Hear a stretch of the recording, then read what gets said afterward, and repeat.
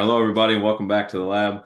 Hope you guys all enjoyed the return from our hiatus of episodes and enjoyed Brandon and I's talk on auto-regulation training. Well, and Alex, I shouldn't leave Alex out of that. Don't worry, Trotter, you're there too, in spirit at least somewhat.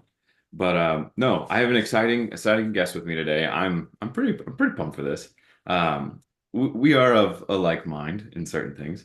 But with me today is Paul Weber. Paul, thank you for joining me today. Hey Lou, thanks for having me. Yeah, so Paul, before we kind of get started, give us a little bit of background on yourself and kind of tell everyone here what maybe you've dabbled in so far. Yeah, so I started in the Army. I was an infantry officer for 5 years, and um, yeah, I was attracted to that because of the physicality of it. I really enjoyed that piece of uh, that job. Then I got out and started doing coaching group fitness, and I've coached group fitness. I've done personal training. I've worked with youth athletes, and I've done lots of programming for one-on-one for CrossFit athletes. So now I own my own company and I work with mostly advanced CrossFit athletes. So people with a significant training age who are, um, yeah, trying to qualify for a semifinal or a big, regional competition, RX level. So how many years of like total experience do you think you have after all of that? That's a lot. Well, I mean, when I was in the Army, we Mhm, were kind of talking before we got online about the CrossFit ideology, and I mhm, was captured by that at a very young age, when I was like 19, 20, and it was, Rich was just starting his run in Carson, and it was like the underproduced, day in the life videos where not like the ones that Mayhem makes now, but mhm. ones where it was like super casual. It was like this guy just like works out and makes money. Like how like what like this guy's like the best life ever. And look at his physique and like what like it was just so The dream. uh yeah, it was like bodybuilding, but it took all the weird stuff out of it. Mhm. The tanning and the oiling and the crazy dieting and the drugs and all that. It just like took all that out of it. It was like, wait, you could Mhm, just like train and like be this like master of everything as far as training disciplines goes and mhm, compete and get paid and it's a sport. Like, wait, like what's going on over here? And yeah, Rich was just the man, right? So yeah, me and my mhm. friends just started doing, power clean EMOMs and like trying to learn how to overhead squat and like doing starting strength and doing, just, you know, you know how it is when you first start. You're just like, okay, effort is the only input to this equation. And the more effort I input, the more result I get out. And I, was willing to train more and harder than anyone I knew. So it was like, well, it's only a matter of time before I'm a games athlete. Right? And it was years like that, years like that, 10 Metcons a week. And, after those years, I just looked up and I was like, man, I am still the same local level CrossFitter. Mhm. And so that is what led me down this road of optimization. I've been maximizing from my end, like more than I have no other reference point other than Mhm. documentaries and the Road to the Games videos and et cetera. And it's like Mhm. I'm doing that. Like I'm literally doing that. I'm doing Murph and then going and doing like a full 3 hours of training after Murph. It was like it was insane what I was doing. And Holy cow. I wasn't improving. My body wasn't changing. I wasn't as strong as I needed to be. And now I have a lot more context for why all those things were happening in the physiology, et cetera. But at the time, it was just really frustrating and confusing. Yeah. Uh, Yeah. so yeah, that I hired a coach and started working with that coach, learned a lot from that person, uh, started to pursue my own education. And that whole time that I was, in that ideological phase, I was teaching soldiers CrossFit. You know, it's like soldiers who need to be good at, tactical skills and running and, you know, like Like a don't need completely to different don't skill don't set. need to know how to do thrusters and burpees and et cetera, right? I Mhm. was teaching them CrossFit with like, obviously terrible results, and um, just thought that they weren't effortful enough, basically. Jeez. So I came out of that. I used to be that. So I do have some empathy or an understanding for people who are very loyal to CrossFit as a brand, as an idea, as a methodology, as a way of thinking, Hmm. as a way of seeing training. But yeah, I have no problem criticizing it now. So You're not on the same page, man. We're on the same page. No, one of the things, I mean, I agree with you. I mean, back in the day when it first came out, you had main site and everyone, they would put up that workout of the day. And I just remember like, okay, I'm going to go in there. And I was like, okay, 10, 9, 8, all the way down to one of just cleans. I'm like, okay, I'll do that for the day. And then all of a sudden you get the next day, you're like, oh, rest, what is this? I'm going to lose my game. Like, what's going on here? And so it's like, I remember being that, the more I suffered, the more I thought I was getting closer to dying, the better I was going to be as an athlete in CrossFit. And I mean, kind of like you were saying, you almost have like that realization of like, you don't know what you don't know. And like the way that it was kind of taught and the way, I mean, like, don't get me wrong, I definitely think that as a whole, CrossFit does a good job of getting people active. I just think it's maybe not the highest level of efficiency that it could be, especially like when tailoring to the individual.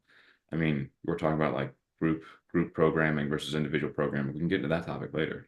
Um, but I definitely think that, as a whole, sometimes when people are like, well, where could I make up here for where I'm making up as a whole as an athlete? And it's like, well, there's a few different things we need to look into.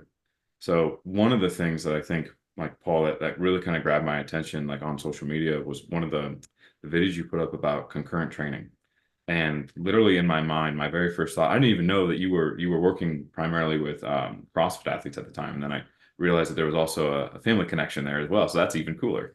Um, but the fact that, I mean, when you're looking at the how much dosing are you doing for strength training, how much dosing are you doing for conditioning, and my mind immediately went to CrossFit. I was like, holy crap, how many patients have I seen where we're either doing an excessive amount of conditioning and then also everything just kind of goes to crap, or an excessive amount of intensity, in which case the variation is almost like they're not prepared or they're almost overdoing it, or maybe even a combination.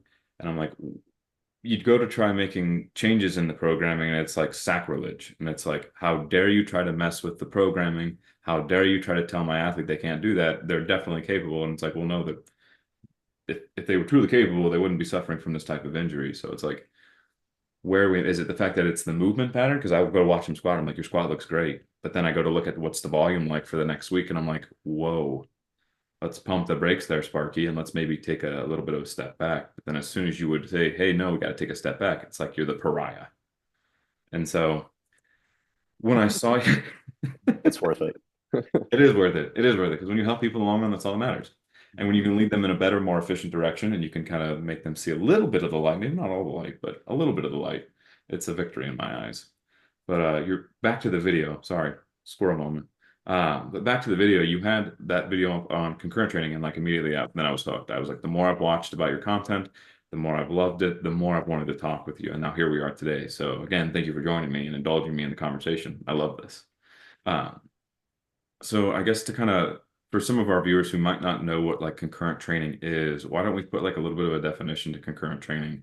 And then maybe even talk a little bit about because I remember you talking about like the relationship between the level of strength training that you're doing and then also the level of conditioning and then kind of like not necessarily fair relation. I don't even know if fair is the right word, but just the relationship between the two in terms of like when you increase the amount of one versus if you increase the amount of the other.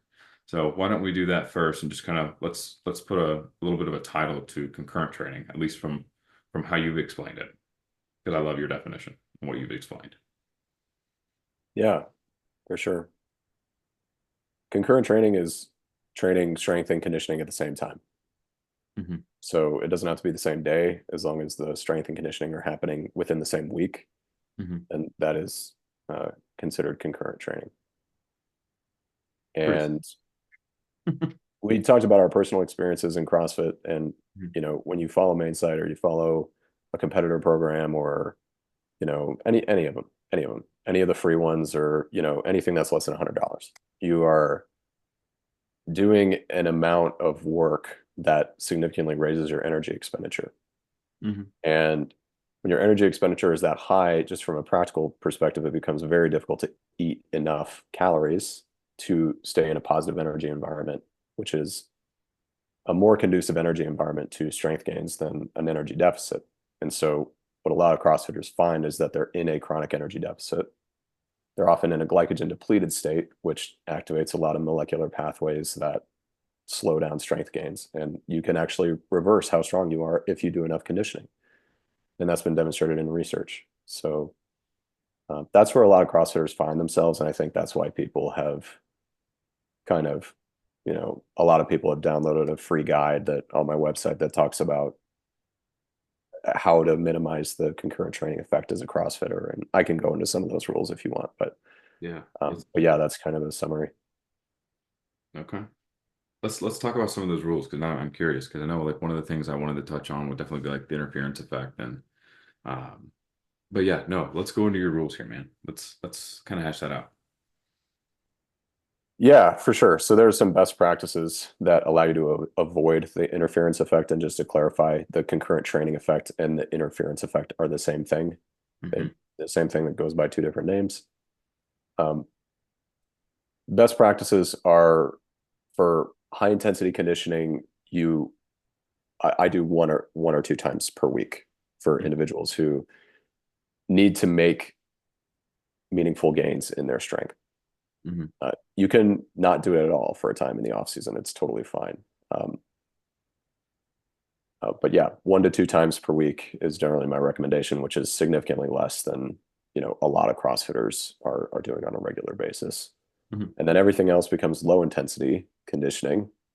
And for your low intensity conditioning, keep it to 45 minutes or less. When you get beyond 45 minutes, you make that glycogen depleted state more and more likely every minute you get beyond 45 minutes.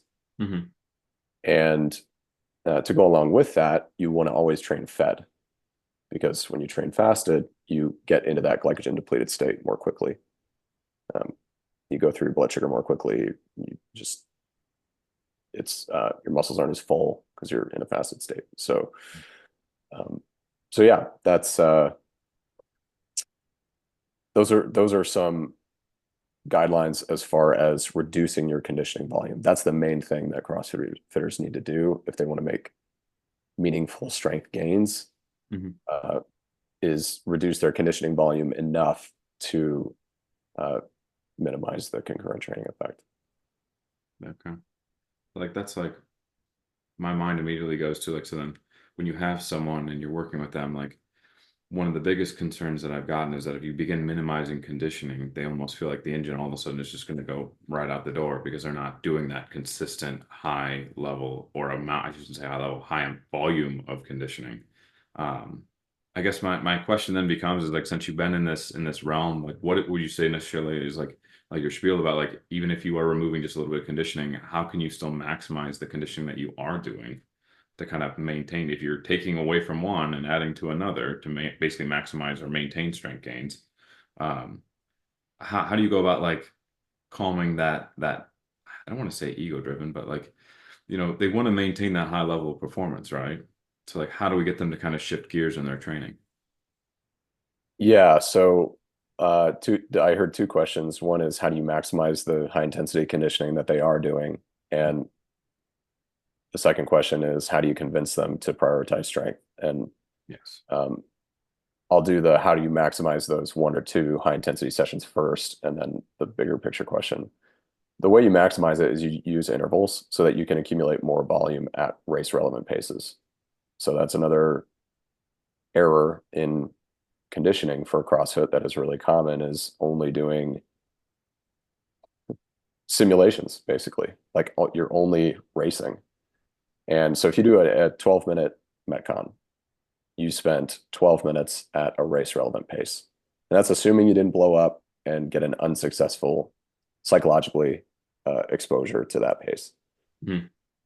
Which most people, when they do an AMRAP 12, their power output is decreasing by the end of it, which means they're at RPE 10, which means it's not a successful exposure to that pace. Mhm. And when we look at elite endurance sport, they never do that. Almost never. The only time they do RPE 10 is 3 to 6 weeks out from a race and at the race itself. And even then, they rarely see decreasing power output because they're so good at pacing. So, um, so say you do that 12-minute AMRAP, you spend 12 minutes at a race relevant pace. Well, Hmm.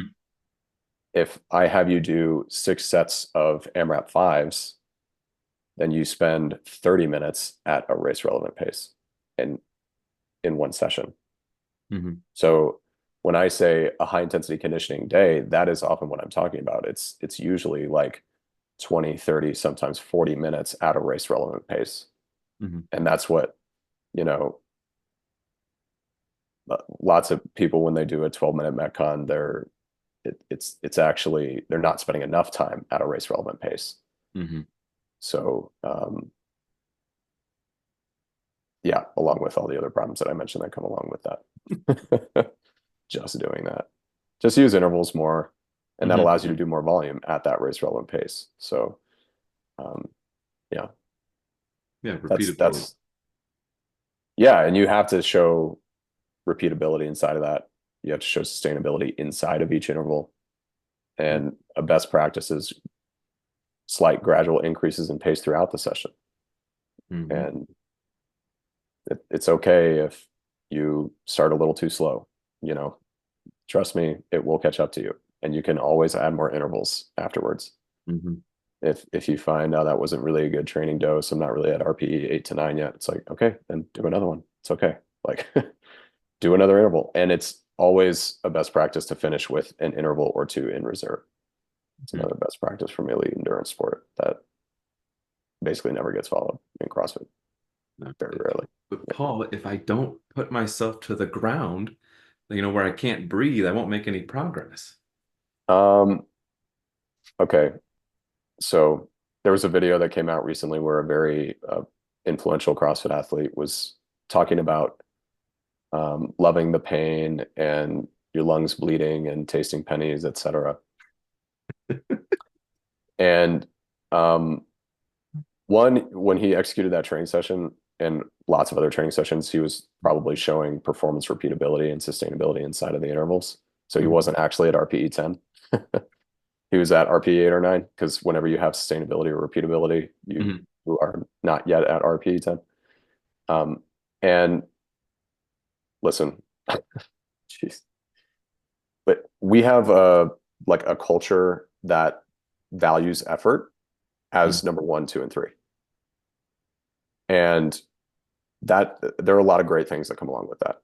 Mhm. And that's one of the things that attracted me to CrossFit originally, and that keeps me interested in it. The athletes are as dedicated as they come and as hardworking as they come. And that is why I empathize with them so much and work with them.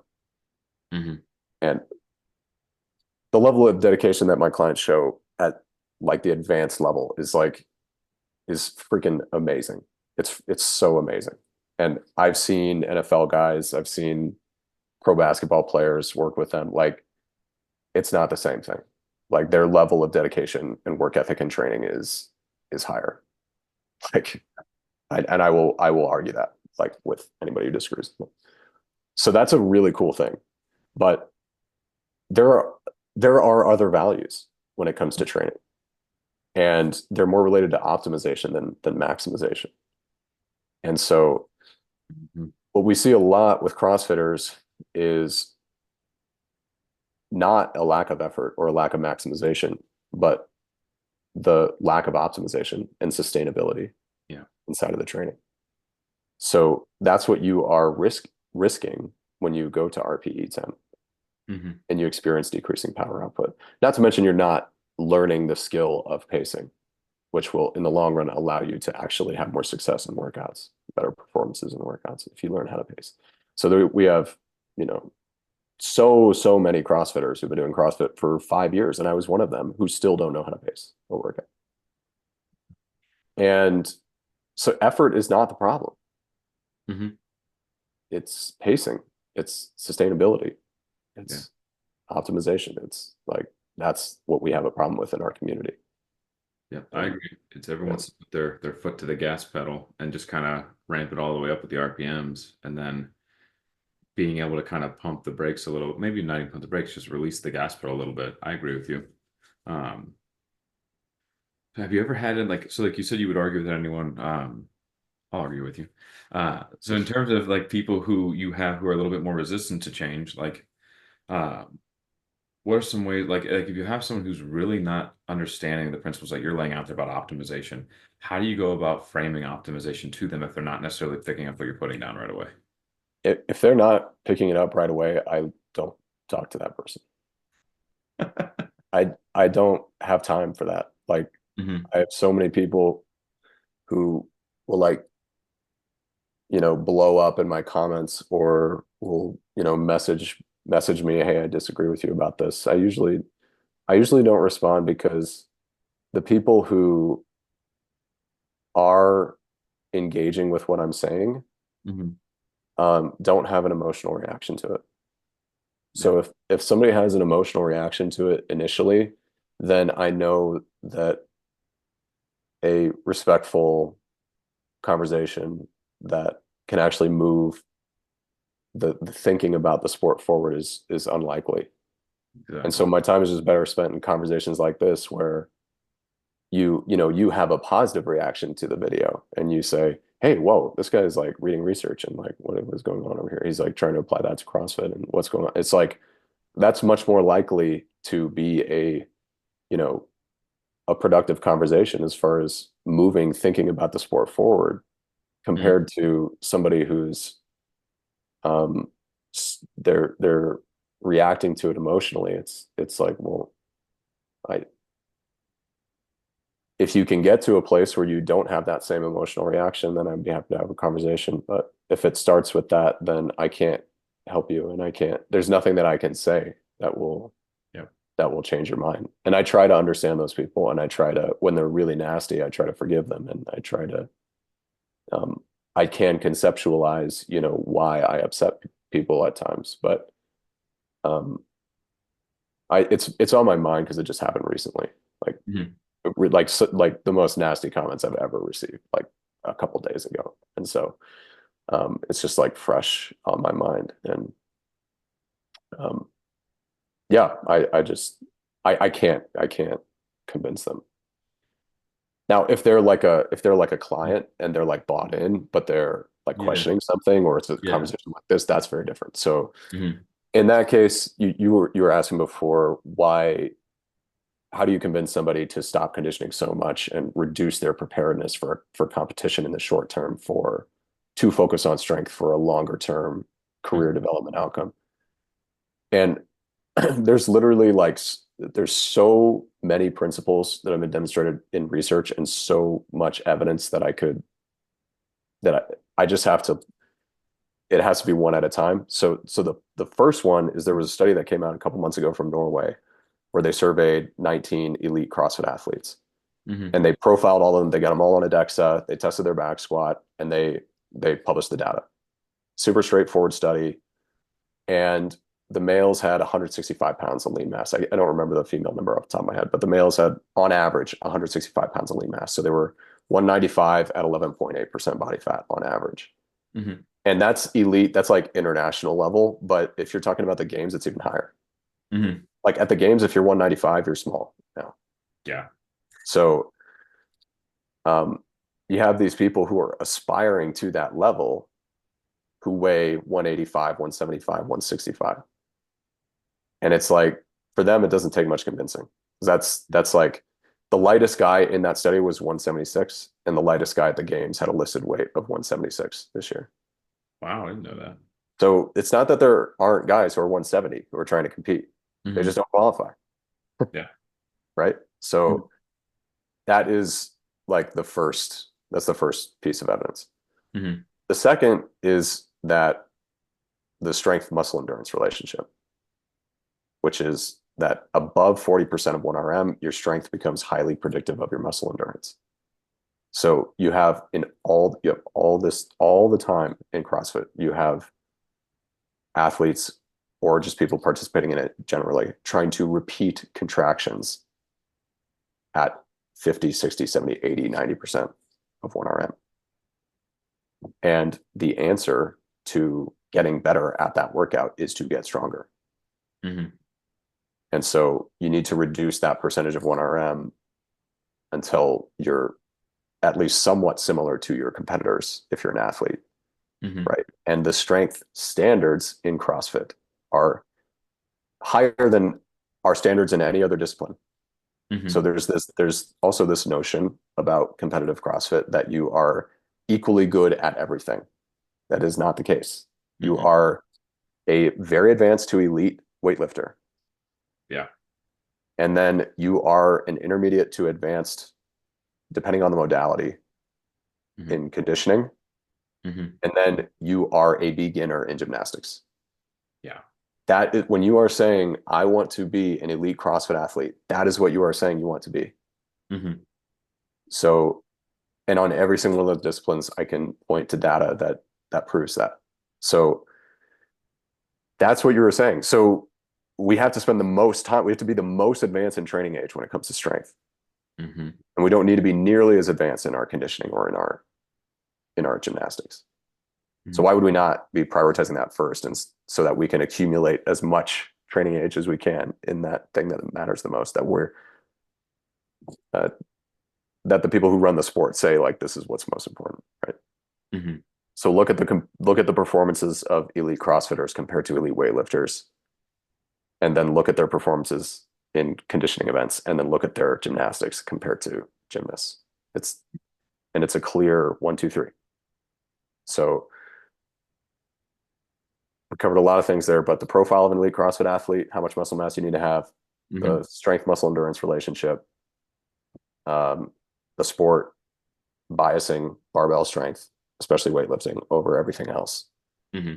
And then finally, muscle growth is highly correlated with long-term strength gains. Hmm. Short-term strength gains are largely neural in nature. So intensity has big, quick effects on your strength. But long-term strength gains become highly correlated with muscle growth. And where CrossFitters get into trouble with this is that they train with so much variety and with so much intensity. They're doing all these different lifts in the 1 to 4 RM range, and they Hmm. never build muscle because they're just driving neural adaptations all the time. And so you need to reduce the variety in your strength exercises. You need to do more sets in the 5 to 10 RM range. You need to do more top sets, and you need to do more accessories and properly execute them.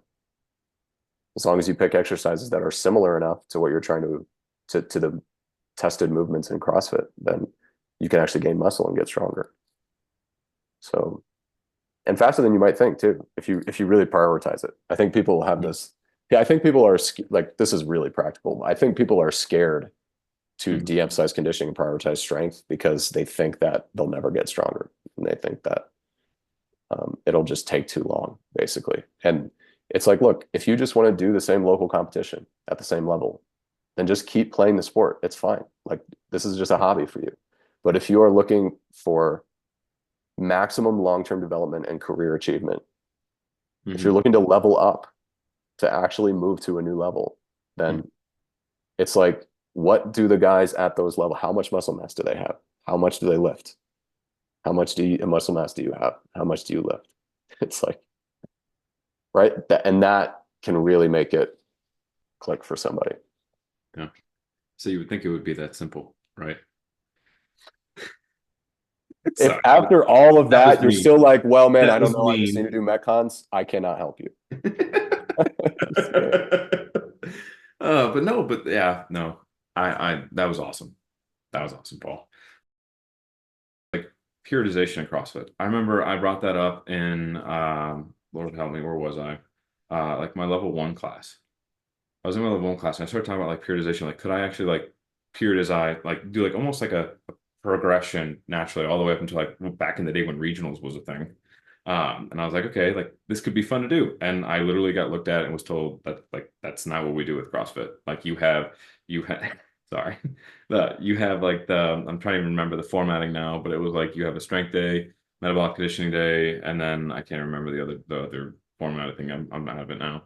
Um, but I just remember looking at it, I'm like, that is a form of periodization and programming, but you're telling me periodization program is not a thing because it has to be constantly random.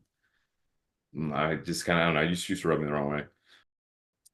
But when you're starting off with someone who's brand new to your type of programming, right? How do you start off kind of finding out where they're at assessment wise? And then how are you taking that individual's like deficits and then actually like laying it out for them like, hey, this is where you suck, this is what we're going to do, this is how we're going to make you better. like how do you necessarily go about like framing an assessment for them once you first started with a new client?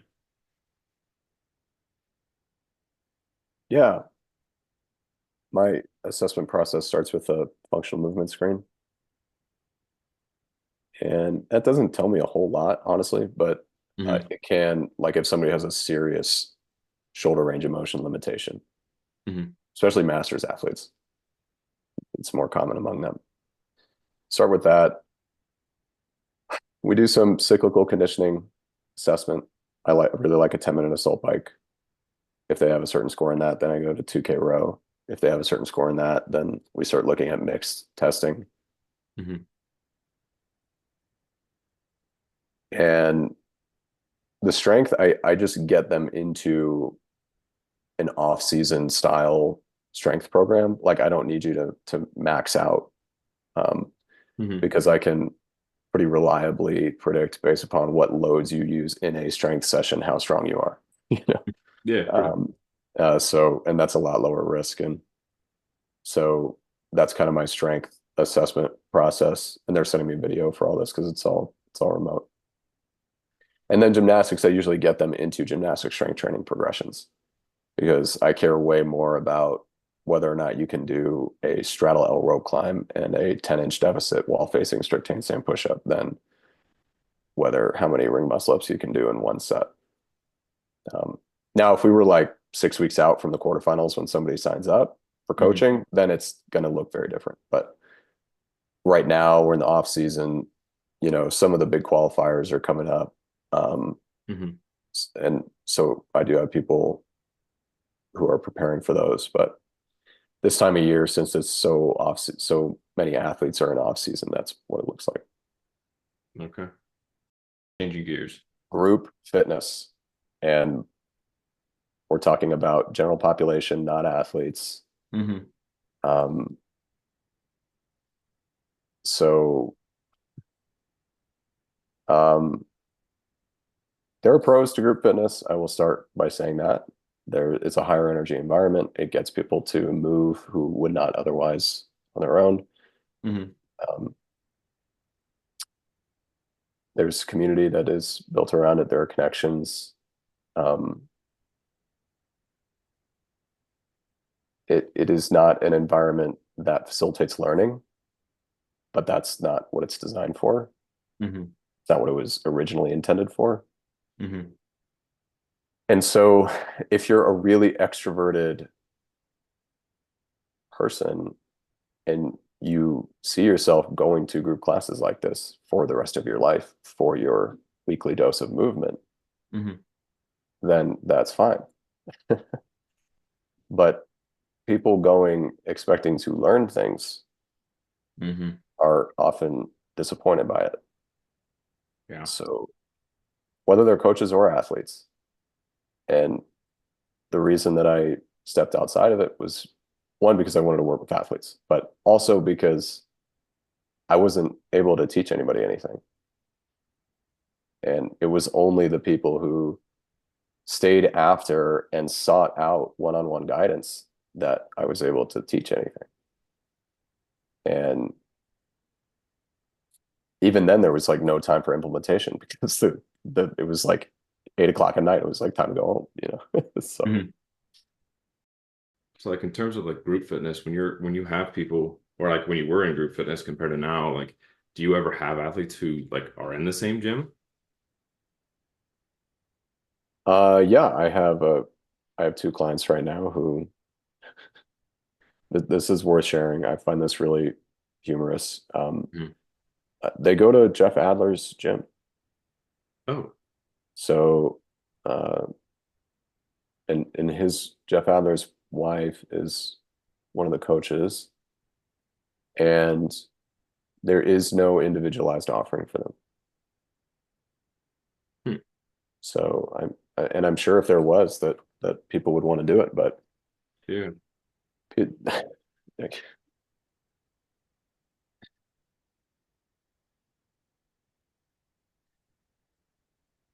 yeah. So that I mean, you have two people who go to the same gym where one of the best CrossFitters in the world and his coach Hmm. train and work and two, in that gym, work with me. That's kind of crazy. And that's one way to say it. Yeah. And they just don't want to do it. They don't want to individualize. And why that is something that I won't speculate about, but it's the individualization that is missing from that set of service offerings in the CrossFit gym. Mhm. And I can hear the response of, well, no, CrossFit is individualized because we modify movements, we scale movements. It's like, okay, are you controlling the dose response? And as soon as I say dose response, I lose everyone. I lose almost everyone. So, like, what's dose response? It's like, well, what is the limiting factor physiologically inside the piece of work? Is it the ability of the muscle to meet the demand for force? Is it peripheral fatigue due to metabolites in the muscle? Is there some sort of motor learning adaptation that they need to go through to be able to execute the movement properly? Um, and even now, I lose like everyone who works in group fitness. Like I don't know group fitness coaches who stay with me through that last 30 seconds of what I just said and are like, no, I'm doing all that stuff. It's like no, they're literally just saying you can't do bar muscle ups, do ring rows. And I know these people. I've friends with gym owners. I have clients who are gym owners. My wife goes to a CrossFit gym. Like, I know people who have done this and subscribed to it for significant chunks of time, 5 years, more sometimes. And they are still doing the same 10 ring rows in that workout. Right. It hasn't changed. And all it takes is somebody to follow a process for 9 months and and do resistance training. One of my passions is teaching gymnastic strength training because it is one of the things that CrossFitters get so perplexed by. And they see the one bar muscle up or one ring muscle up or a handstand walk as, if I can do that, then I will have arrived. Right. It's like the peak. It's like the ultimate. It's like, okay. And now you have all these gymnastics coaches, former Olympians, et cetera, like coming into the sport and helping CrossFitters and teaching them. Well, so much of the teaching emphasizes skill drills. Oh, you put the band this way and put the band around your feet like this. It's like, there's a gymnastic coach named Chris Sommer, and he's one of like the gymnastics coaches. He's like been around USA Gymnastics like for decades. Yeah. And he has a system called Gymnastic Bodies. It's known as Gym Fit now. And I was gifted his book. This is like, I look back on this as like part of my origin story. But I was gifted his book when I was like 20. And it laid out gymnastic strength training. And this is how you do it. This is the frequency. These are the exercises. These are the patterns. This is how you dose it. And I started doing it because I was competing in rock climbing at the time.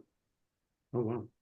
And I showed up to CrossFit and could immediately do all the RX movements. And it was like, Chris Sommer has actually talked about this publicly. He's flabbergasted as to why the gymnastic teaching and the gymnastic standards in CrossFit are so low. It's like a bar muscle up is not even it. Gymnastic strength training doesn't even get you into the level system in gymnastics. So they have a 1 to 10 level system, right? And an Olympian is a level 10, right? Mm-hmm. Well, Coach Sommer's system is you have to be able to do these really hard, strict contractions, meaning not dynamic, resistance training stuff. You have to be able to do this stuff before we even let you get on the rings. Like you don't even get on the rings until you can do a straddle L rope climb with legless descent.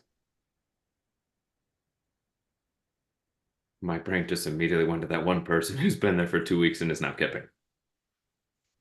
Sweet. And a hollow back press, which is like there isn't a single games athlete that can do a hollow back press. That sounds horrible. I'm not gonna lie. So it's a freestanding strict handstand push-up into a planche on parallettes and then back out.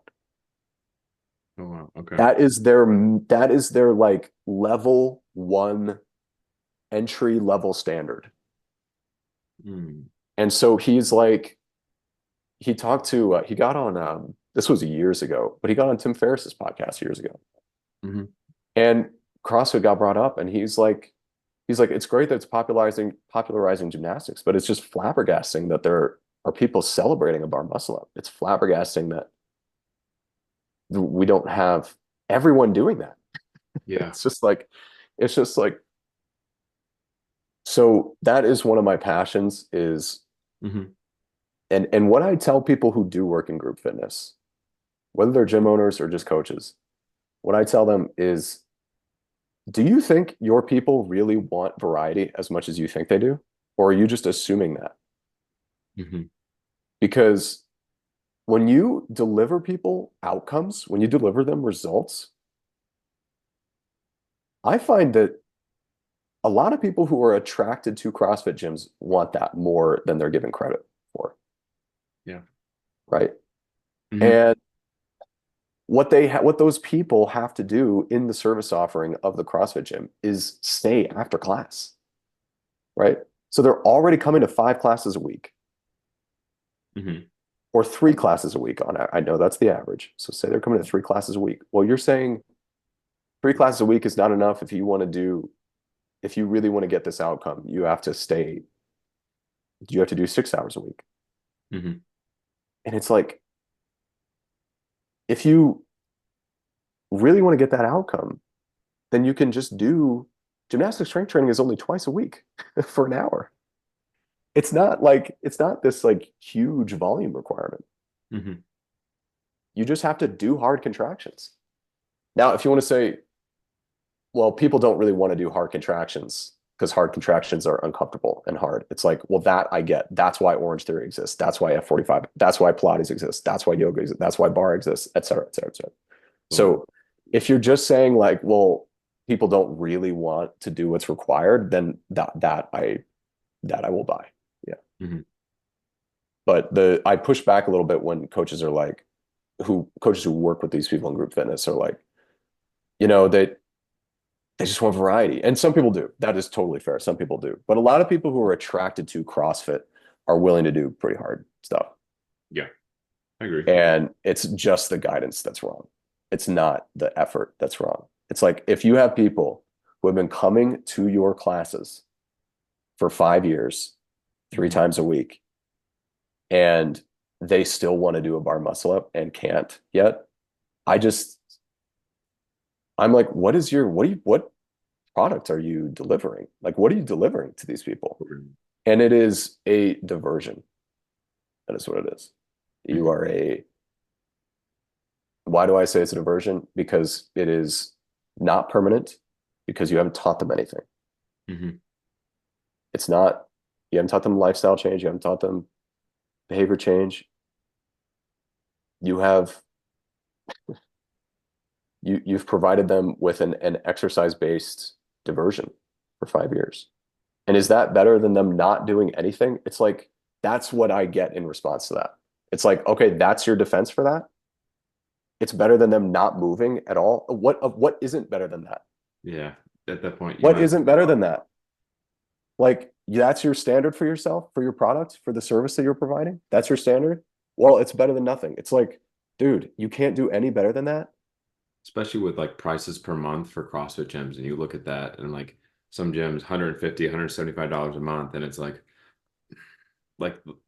I have a lot of hangups with the price per like if you really want someone to go active and you really want someone to like okay better than doing nothing, then go to the Planet Fitness down the road for $10 and you can go walk on the treadmill for 30 minutes 5 times a week, and you can actually get into like a light strength training 3 times a week, and like that's really how you're gonna frame it, yeah. But it's like I look at like the cost of what a CrossFit gym is like, and then like what you're describing. If I had a gym and like let's say if I were to put like just everyone who follows like the CrossFit model, I shouldn't say everybody, the gym that's following the CrossFit methodology, that is the random variation where like that person is not making any like not just lifestyle changes, but then actual like objective improvements in like what they're actually getting out of the programming. Like that's the whole basis of physical therapy is like if someone is not making objective improvements, your intervention is either not effective or it's not musculoskeletal. Whereas like the same thing for metrics and CrossFit, if you are not making improvements in your frame time, if you're not making improvements in your clean and jerk, your deadlift, whatever your goal is or whatever the supposed goal of that programming is, then what are you truly getting out of the product that's being presented to you? And why are you staying there? Why aren't, but then the other thing is like you don't know what you don't know. But then at that point, if you do know, why aren't you seeking out something else or someone else to then provide that next level, that next step, the actual insight into like what you would call like efficient programming, optimization, as you've used before. Like one of my this is where I get one of my pet peeves. One of my biggest things that pisses me off is when I have a coach that has maybe a cumulative knowledge base of a weekend course and then tries to dictate or tries to tell me, and I've had this on multiple occasions because I've treated multiple of the people from this gym on multiple occasions, is I look at the programming and the volume's absolutely out the wazoo. And I get it. The guy's been programming now for, I mean, probably at least a good 5, 10 years. But like looking at his background, looking at the consistency in injuries, looking at the lack of performance. I mean, if you really want to get into like metrics lifts wise, looking at how they are placing at competitions around the Dayton area, we got to talk. Like that's not good to me. So like that's a soapbox I love to live and die on because at that point I'm telling them maybe it's time to look into a new gym. You're constantly getting hurt. You're not making any improvements physically. Like we need something new. This isn't working for you. And they're not willing to make adjustments for you either. So it's like, yeah, sorry. That's my rant's done. No, I appreciate you sharing that. I you asked you were kind of rhetorically asking during that time, why do people say, well, why are you still going? Like, why are you still going? It's like if you have performance goals, don't go. Like I can say that with there are other better service offerings out there for you. Hmm. You would be better off just doing, like you said, doing resistance training 3 times a week, doing like walking in the sun. You know, if vitality is the outcome that you want, that is that is better. Yeah. If you have performance goals, then you can like, spend $100 to $100 on something that is at least somewhat specific to a goal that you have, whether it's hypertrophy or strength or whatever. Hmm. So you'd be better off doing that, right? Um, and then, that highness of the performance outcome that you want, like that requires a higher and higher level of investment. So Yeah. that's why a lot of people that I work with are like, training a ton and have really high level performance goals. So it just kind of goes from there. But I think the reason that, because the reason that a lot of people keep going to group fitness is because the performance goals actually aren't as important to them as the other things they get out of group fitness, which is the belonging, the community, the social Social atmosphere. connections, all of that. Like, and honestly, that seems to be like from the outside looking in, that seems to be a lot of females. Hmm. Like on average, it seems to be, um, you know, on average, the average female is going to value those things more than the average male. The average male is going to want the performance outcomes and the more than he's going to want the connection and the feeling of belonging, et cetera. So, Hmm. and that's not to say that there aren't females who want the performance outcomes, and there aren't males who want the belonging and just go for that. Like that, there's tons of overlap there, but um, that's why I think people stay going to it. Hmm. is they just tolerate the variety and not seeing progress towards their performance goals because they it's just not that important to them, as it's not as important to them as Hmm. the connections and the belonging. Yeah. And people need that too. That's great. And some people need it more than others. So it's just, I think, um, but it's when I say something as a professional who develops athletes, and then I have somebody from that context criticize what I'm saying with no evidence to support what they're saying, it's very hard for me to take them seriously. In fact, I don't, because why would I? Yeah. It's like you're leading with an emotional reaction. You have no evidence. We're literally not even in the same profession, at Lacking least not support. the same niche of the profession. Hmm. And yeah, we're worlds apart. We just are worlds apart. But I do have clients who are gym owners who are open, and we have conversations like this, and they're like, yeah, maybe I do need to like look at the exercise selection in the programming. Maybe I do need to have an individualized offering. Maybe I can work that in with my group. There are gyms that have combination group classes and individualized offerings that do both. And then there are gyms that are just like you have to work with a coach. Like So when you say work with a coach, you mean like work with a coach like in a individual setting or like working with a coach in like a group? individualized setting. So your program is individualized, but other people are coming to the gym. Okay. So you're getting kind of that small group community vibe. Yeah. We also the exercise prescription is individualized. See that, and like that would be like the perfect world, man. Where like if you had like, because like you already said, there's no like you're talking about a community where effort level is there, right? It's just, I just in a perfect world, I feel like if we had more informed training, people actually understood the basis of where you're coming from with like half the things I've literally listened to you preach about on your Instagram. Like I feel like if more coaches were receptive to this, the sport would move forward instead of staying in this like stagnant, like I don't know, I just feel like CrossFit hasn't moved forward as like a like when you're looking at like athletics and you're looking at sports, like we're always constantly looking into the new research to move the sport forward, move sports performance forward. And like if there's new or better ways to train, people are looking into that and they're trying to advance it because everyone wants to one up on one another. And I feel like right now we're presenting evidence and people are like, well, it's not how CrossFit's always done it. This is how CrossFit does it. Whereas you have concrete evidence, you have I mean, you brought up the Lord, where was it from? Norway? Hmm. Like you bring up valid evidence and then people are upset by it, whether or not if it's like it's not like it's an attack on it, it's you're literally presenting evidence to then advance this system forward. You're trying to create better athletes that can then smoke other athletes. It's like why would you that in my dream I think everyone would have that level of like yeah, sorry man, I'm on another soapbox. um No, I don't understand it either. That's why I'm laughing. I no. I when you look at other sports and when those sports were about CrossFit's age, Hmm. you can go watch Lou Ferrigno do partial ROM push presses while he shouts Arnold in Pumping pumping that. iron, right? Yeah. And I haven't seen a bodybuilder do partial ROM push or a push press for that matter, Yeah. um, like in the last 10 years because it's a suboptimal exercise. Yeah. And it was through research in the lab that we discovered that. So that was 40 years ago that Lou Ferrigno was doing that. Hmm. Similar time, the Bulgarians were maxing out every day.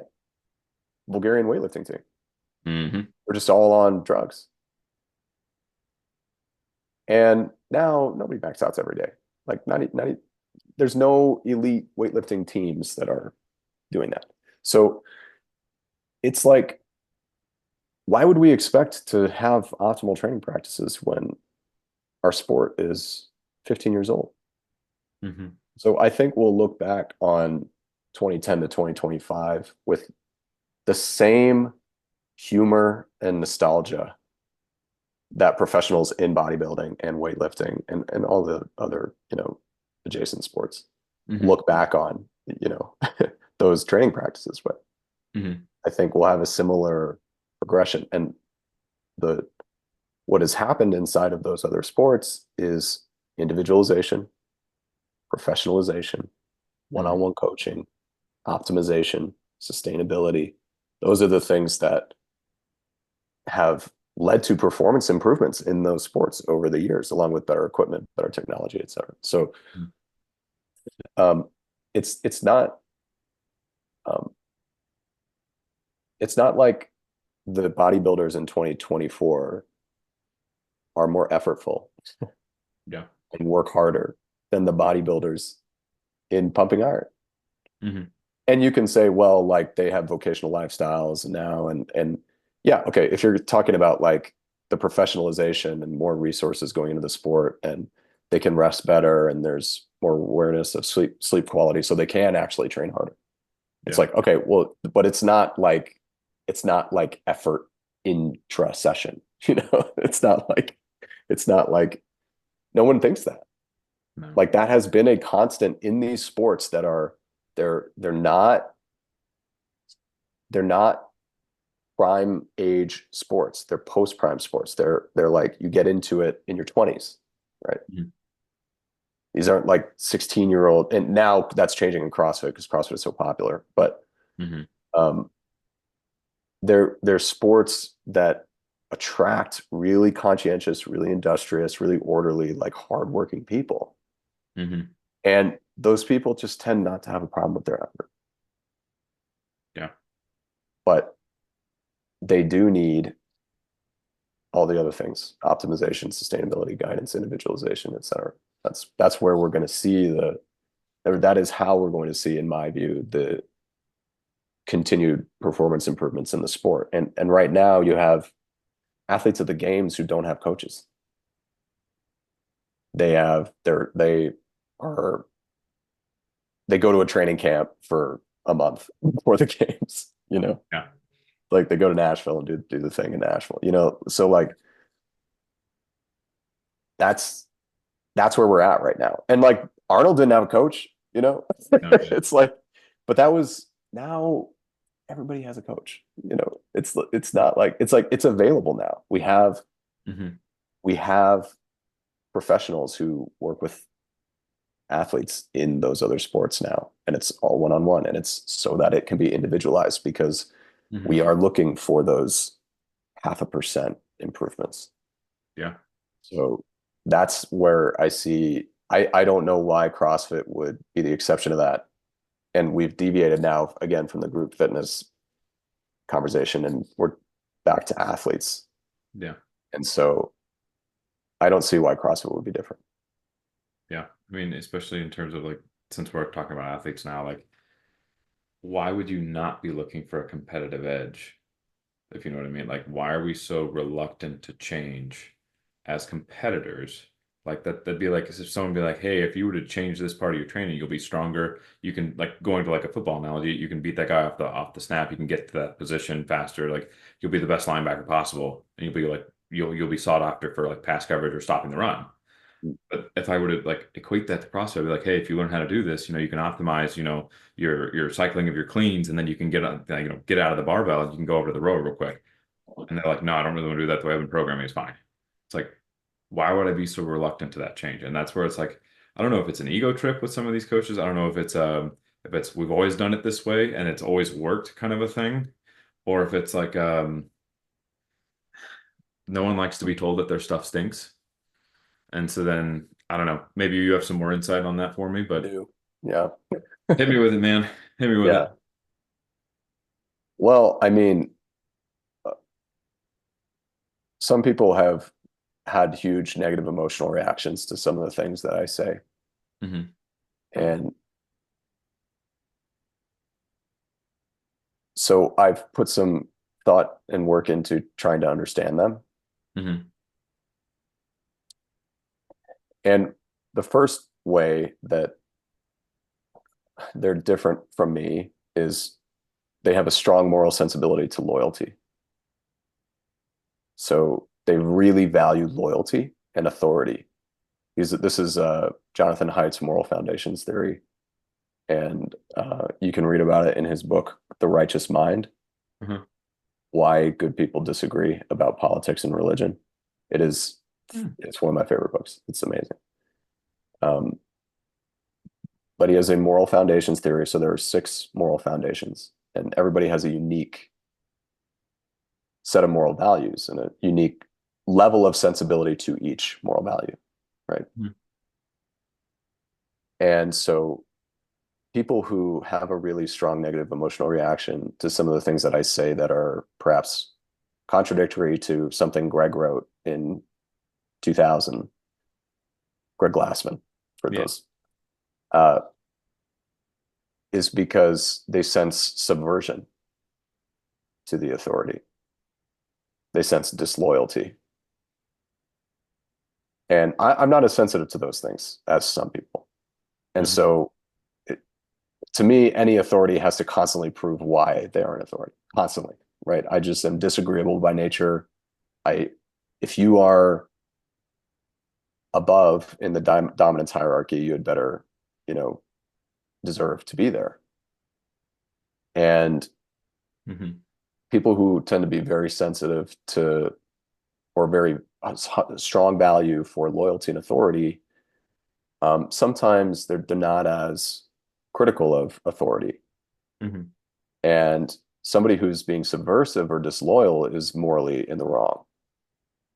And so that causes them to have a strong negative emotional reaction to me and a strong intuition that I'm the enemy and I'm a threat to the group, and that, I need to be, verbally just, uh, spewed at to, you know, protect the the group. So that's part of my understanding of it. My makeup, on the other hand, is I'm very disagreeable. I am not as sensitive to loyalty and authority. So I have no problem contradicting something that Greg wrote in 2000, Mhm. if I see a reason to. So um, that's, I think, my attempt at understanding why Mhm. some people have such a strong negative emotional reaction when you say anything that contradicts the historical documents. The Golden Idol. It's from Galaxy Quest, the Tim Allen movie. Have you seen that? Yeah. Oh my The God. Star Trek parody, the Yeah. historical documents. Yeah, Dude, that's a blast from the past. I forgot yeah, about that movie. it's a really funny movie. Yeah, Rainn Wilson is in it. Dwight from The Office. Rainn Wilson is in it. He's one of the aliens. Is he Uh, really? yeah, yeah. Alan Rickman is fantastic in it. Yeah, I love that movie. It's Is really that funny. the by Grapthar's hammer? Yeah, by Graptar's Shall Hammer. be. You Yeah. shall be avenged. I know what you're talking about. Okay. Wow, It's I so need to good. watch that again. Yeah, yeah. The historical documents, Greg's original CrossFit Journal articles. Um, So and would I do think that some people interpret what I'm saying as if like I'm. It is a different conversation. Are we developing individual athletes, or are we teaching a group fitness class? yeah, what's Like, context? what is the context? And I think what with the way reels work is that's my first introduction to lots of people is the Mm-hmm. reel. And so if I say, CrossFitters are training with too much variety, and that's the first line in the reel, well, they're on the defensive for the entire thing. Like I've already caused the negative emotional reaction.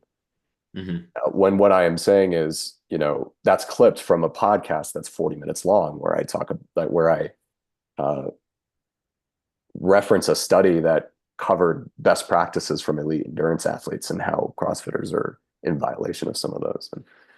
And I'm really talking to people who develop individual athletes. Mm-hmm. And then you have a bunch of people who are, teaching people weight loss and group fitness, and they're like, have a big, it's like, oh, okay, I'm sorry. It's kind of like the system. is kind of set up for that. The Yeah. Instagram system is kind of set up for that. And then the more people react to it and comment on it and send it to people, the more it gets shown to people. So it's kind of like this thing that's outside of my control. It's like you don't have to watch the video. I'm not making you watch it. Like You're watching of your own volition. Just remember that. just scroll away. Like it's easier to scroll away. I promise. It is kind of crazy though. Like I mean, how do I put it? I'm kind of like you in regards to like I'm more of a. I mean, I kind of label myself as I think the word's the contrarian, where like I'm not whatever you tell me about some form of training, I'm gonna look into it before I exactly like, accept what you're saying and like be like, oh yeah, sure. Unless like I've heard said thing before, I'm gonna look up a whole bunch of different sources. I'm gonna pull up X, Y, and Z supports, and then after that, I'd like to have the discussion on that.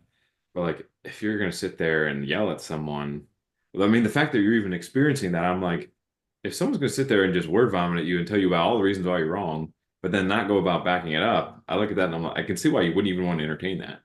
Because it's like if you're not gonna have like a decent conversation, like progressions in sport, progressions in competition are done by taking what we know, questioning it. Can we make it better? Yes. Move forward. Let's advance with the research. Let's go forward with that. Can we make it better? No. Okay, tell me why we can't make it better. And if you want to sit here and tell me, well, because I said so, no, that's not how this works. Like, if you're going to sit here and tell me we can't move it forward, tell me exactly why we can't move it forward. If there's nothing present right now that says we can in the research, then sure, then we'll keep doing with what's the most efficient. But if there's more efficient practices out there and we're resistant to implement it because we're just afraid of change, and we have this huge sense of loyalty, like I respect the loyalty. I definitely think that there is, I mean, it wouldn't have been this big, CrossFit wouldn't be this big. No one would put themselves through this much grueling effort if they did not absolutely love what they were doing in training. And I mean, is every single Metcon, every single lift going to be like exactly what you want to do? No, I mean, there's some days I look at my training, I'm like, God bless it. Okay, here we go. But I know that in the long run, it's going to make me better because I've been using more of an informed basis to create my programming. And I know that if I start using these things, I can be a better overall athlete. And if I wanted to go compete in a CrossFit competition, I could. And it would be hopefully good at what I've been doing. But if we're constantly sticking back to the old news and the things that were written, I mean, how long ago was that? I don't even know. If we were to Some go of the back, journal articles are from the 90s, and yeah, the main site really started to become because the internet was still in its infancy. happening. Like it Yeah. was like 2003, 2002, 2003, I think, that Yeah. it started to become more widely available. Yeah, it's like I look at that and I'm like, if I were to go back and look at half of the things that were programmed back in the day compared to what you see on main site now, that's also changed. But yet we've accepted that change, right? To a degree. Oh, yeah. I mean, there were so many things said there.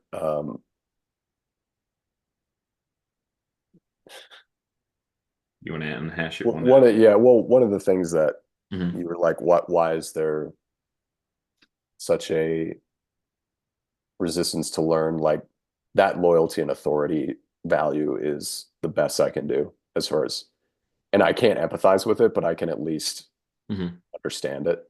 Can at least like understand is maybe a little strong of a word. I can at least like conceptualize why they feel that way. I just feel so differently that it's like, Yeah. well, you're not my person. I can't help everybody. And I wish you the best. Um, but as far as like how they were actually disagreeing with me was the source was the level one. They were Mhm. like, you need to go to the level one. That was like actually what they were appealing to. And I started by saying I coached group fitness to start. Like I I taught CrossFit, in the army, like to soldiers, and like Yeah. super ideological, and like came out of that. So um but that was the authority that they were like uh saying, you know, I disagree with you on the grounds that you are contradicting the level one. And the level one is the historical documents. It's it's the stuff that Craig wrote. Yeah. Um And one thing that I like to teach people, especially coaches, is there's a hierarchy of evidence. Hmm. And long-term studies and research in general is the most valuable. So if you think of it as a pyramid, it's like the base of the pyramid. Hmm. And then above that, we have clinical evidence. This is where you have clinicians or coaches who can work with lots of individuals. So their sample size is bigger than what's at the top, which is personal experience. Hmm. So research, clinical evidence, personal experience. Hmm. And a lot of what Greg wrote falls in the category of theory. It doesn't even fit inside of any of those. So they're saying like, well, I disagree with what you said on theoretical grounds. It's like, well, I'm not making a theoretical statement. No. I love theory and I will talk to you about theory. Hmm. But at some point, theory has to be implemented. Hmm. And implementation is where we get those three sources of evidence. So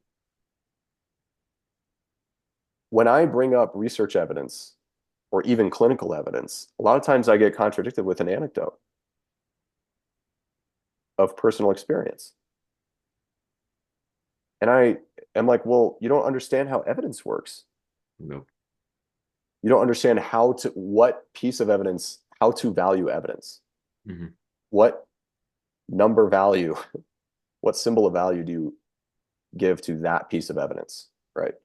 And that's why in CrossFit we have so many people following the programs of champions, ex-champion and ex-champions, because all we value or all it's perceived that it's called champion bias. There's actually a name for it. And Hmm. it's basically an ad hominem fallacy, which is a logical fallacy that says that because that person said it, therefore it must always and everywhere be true or false. It can be positive or negative.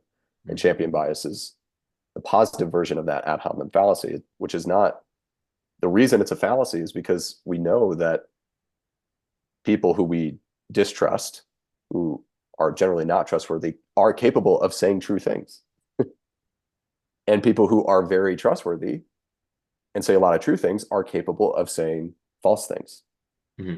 So every statement has to be tested on its own merit. It can't be because this person said it, it by definition is not true or therefore is true. And so we get a lot of champion bias in our community and honestly a lot of bias uh, Greg bias, founder bias. I don't know what you would call it, but it's like, well, Greg said it and you're contradicting what Greg said. And it's like, so like, what do you think about what I said? You know, Yeah. Look at the information being that's presented. that's what you're doing when you appeal to the level one or you appeal to something Greg wrote is Hmm. you're saying, well, this contradicts what Greg said. It's like that's not an argument. That's a fallacy. It's a Hmm. logical fallacy. It's something that would not, if you were in a professor's class where they teach logical reasoning, Socratic reasoning, that would not, you would not be able to use that. You would get an F on your paper, right? It's not, it's not an argument. It's not reason. It's not how reason does not work that way. Hmm. And I can't get to that point, obviously, in my, I have a video about champion bias. I talk about it and Hmm. I, but I will never get to that point with someone who is, there is, that is their level of thinking. It's like, Yeah. dude, I don't even know. Not only can I not interact with you because you have such a strong emotional reaction to me, but I can't even if we were having, even if you removed that, it's like, I don't even know if we could get to this point in the conversation that we have gotten to, you There'd know? be no common ground to actually have a discussion. There would be no discussion had. No level of understanding. No, no. And part of the reason I do have personal experience with this, because I mentioned that I started in group fitness. And I was Hmm. like, man, I was like, I eventually, ended up talking to the owner and um, he's a friend, and I enjoyed the gym, and he let me train there. I was training as an athlete, and I wanted to keep doing that. And I was like, is there any way that I can like help the staff without coaching classes? Because these classes are just killing me. Like I just can't teach anything. And he was like, why don't you do a monthly seminar for the coaches? And I was like, perfect. I was like, that is perfect. Like I will, so I did a 2 hour seminar for the coaches every month.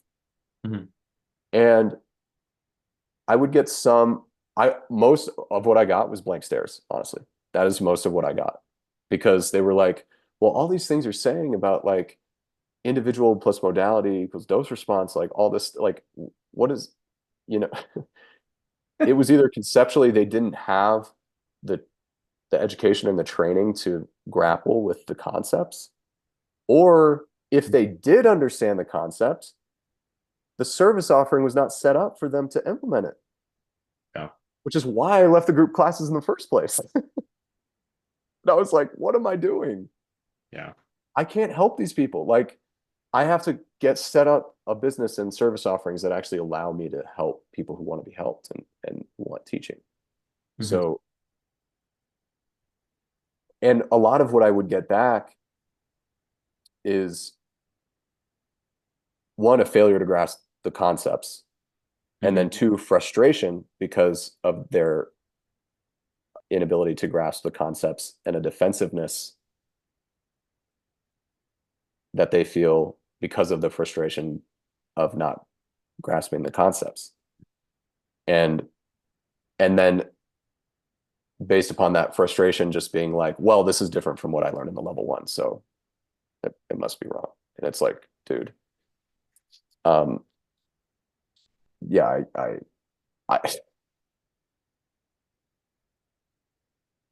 that's my response. Yeah. There's only I so have far nothing. you can really go at that point. I mean, if any at all. And at that point, I think you're done. Yeah, I had to get out of there. Yeah. I stopped doing it. Had to go. I had to go find a different path. So there was literally no path for me in as far as the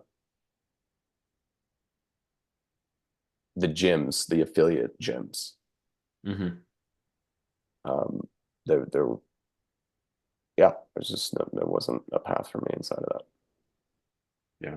I know. It is kind of frustrating because like knowing what you know and like being able to like and going into a setting like that and hearing what is being taught, like one of the things that like the more I would kind of be exposed to the programmings in the group classes and kind of seeing what those are like, the more I'm like, well, this isn't going to meet my overall training goals with what I would want to complete. So like then after that, I moved to an open gym setting, and it's like, okay, I have all the equipment available to me. I have these, and like over COVID, I even converted the garage into a basically a gym. So then it's like, okay, I literally have my lab that I can take like what I could look up, what I could reason. Like, I mean, my entire library is literally right here underneath my desk, and it's like, what can I learn? What can I glean from the studies? And then how can I implement that into my research with what am I doing with my programming? And then using my like what's my test and retest? Like what is that meaningful test and retest, I guess I should say. And I feel like sometimes when you have that like I have a few people who are like kind of lost with the group classes, but they don't have like the means of finding a competitor's program either. And so it's like I would love to have a gym where like it's not like that because I mean the CrossFit cost is up there. So like you want to have like that ability to be available and have that type of setting available and then have the ability to provide the programming necessary for success. And I just feel like right now, one, the product being provided as a whole with the information that is being utilized is subpar. I mean, and the other thing you want to think about is that the people that do want the individualized programming, I mean, you have the CrossFit membership fee, and then if you're going to do individualized, I don't know if you guys, depending on like what your gym's like, sometimes getting that individualized competitors type program is a pretty penny on top of already the membership fee. And so it's like we're already like you're already going to push people out the door. That's one of the reasons why I don't like well, that's a whole other story, time-wise for me. But I just feel like the CrossFit setting maybe isn't for most people. like in a group setting. I definitely think, and going back to like competitive athletes, that's not the area where they need to be. Because I've even seen games athletes who are like, yeah, yeah, people should be in the group classes. Like, why aren't more games Yeah, I've athletes heard in that me? too. And Guys are nuts. I'm like, why are you recommending this high competitive athlete go into that? They own affiliates. Uh, The athlete who I heard say that uh-huh. publicly is a well-known elite games athlete, and he was like, more elite athletes need to be in affiliates doing group classes, and which from an athlete development perspective is absurd. That Yeah, that's how I would characterize it. Um and then I was like, oh, wait a minute, he owns an affiliate. that's annoying. Now I have even less respect for the quote. Well, we all have incentives, so yeah, I've heard that too. That frustrates me because he has a lot more influence than I do, and not in depth, but in breadth, Hmm. and it's the same line of reasoning. It's the same line of reasoning that we discussed before. It's like, Hmm. well, it's the methodology. It's the methodology.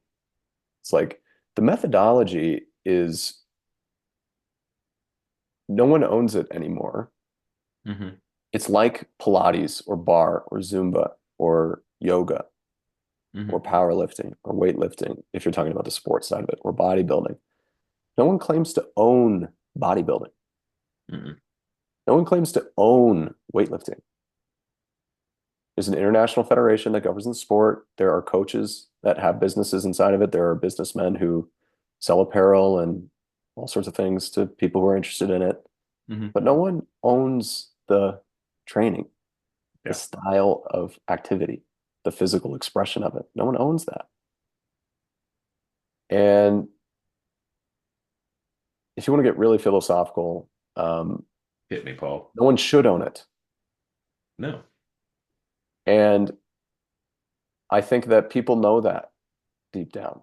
And it is, Mhm. I think, untenable for a company to continue to claim the amount of ownership that CrossFit Incorporated claims over what Greg had the ingenuity to discover Hmm. and create out of nothing, which is worth a lot. He made $200 million. Like, Yeah. geez, like he got paid, So why the company continues to exist is an interesting question. Hmm. Because you don't have to, at least to my knowledge, at the way that Pilates studios are set up, the way that bar studios are set up is there are franchisees, Hmm. but they don't own bar. If you wanted to have your own brand of bar, you can do that. Hmm. You don't, one of the upsides to that is you don't have to be a franchisee. You don't have to pay somebody. Way lower startup costs. So it's just if you want to be a pure bar or if you want to be Dance in the Sun Pilates, whatever. I don't know what the brand's. That you have to be a franchisee and pay somebody, right? But in CrossFit, we don't have that Hmm. yet. We have an affiliate model, which is lower cost, but it also means that the product is way less controlled, which is much lower barrier to entry, low standard of education for the coaches running it. And that really is a problem for CrossFit as a company Yeah. rather than a problem for anybody else.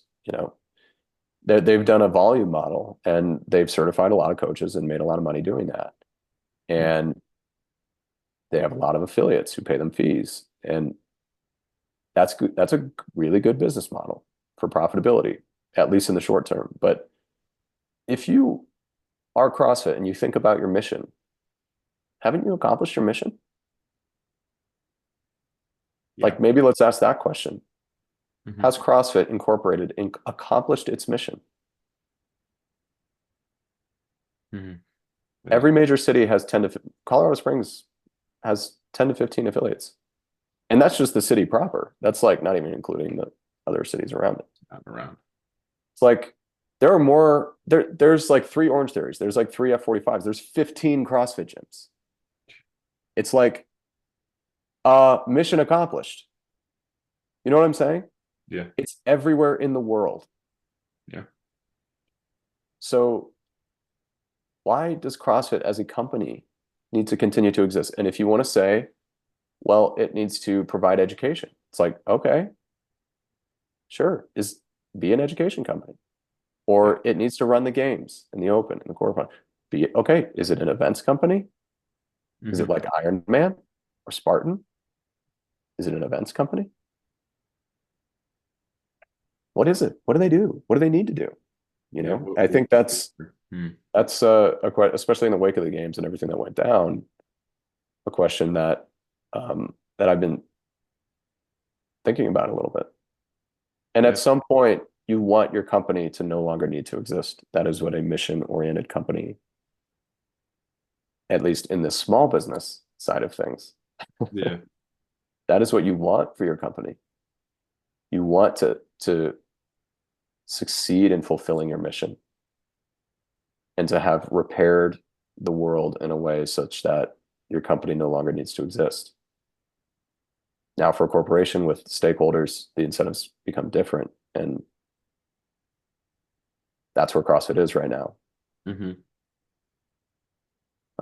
But to get very philosophical, uh, certainly on the small business side, you want to succeed in your mission and no longer need your company to exist. As an idea, both as a way to help general population people Hmm. move in group settings, and as a sport, it has its own momentum now. So this is where I land on this line of thought is we don't have to be worried about what CrossFit Incorporated is doing or whether it continues or goes bankrupt. Because the idea has its own momentum. Hmm. And there are so many people who own lots of other companies that are very invested in seeing that idea carried into the future. Hmm. And so uh, that I take comfort in that. Hmm. Now, if you're an affiliate owner and you're like, this is what I would say to the affiliate owners, because the affiliate owners are,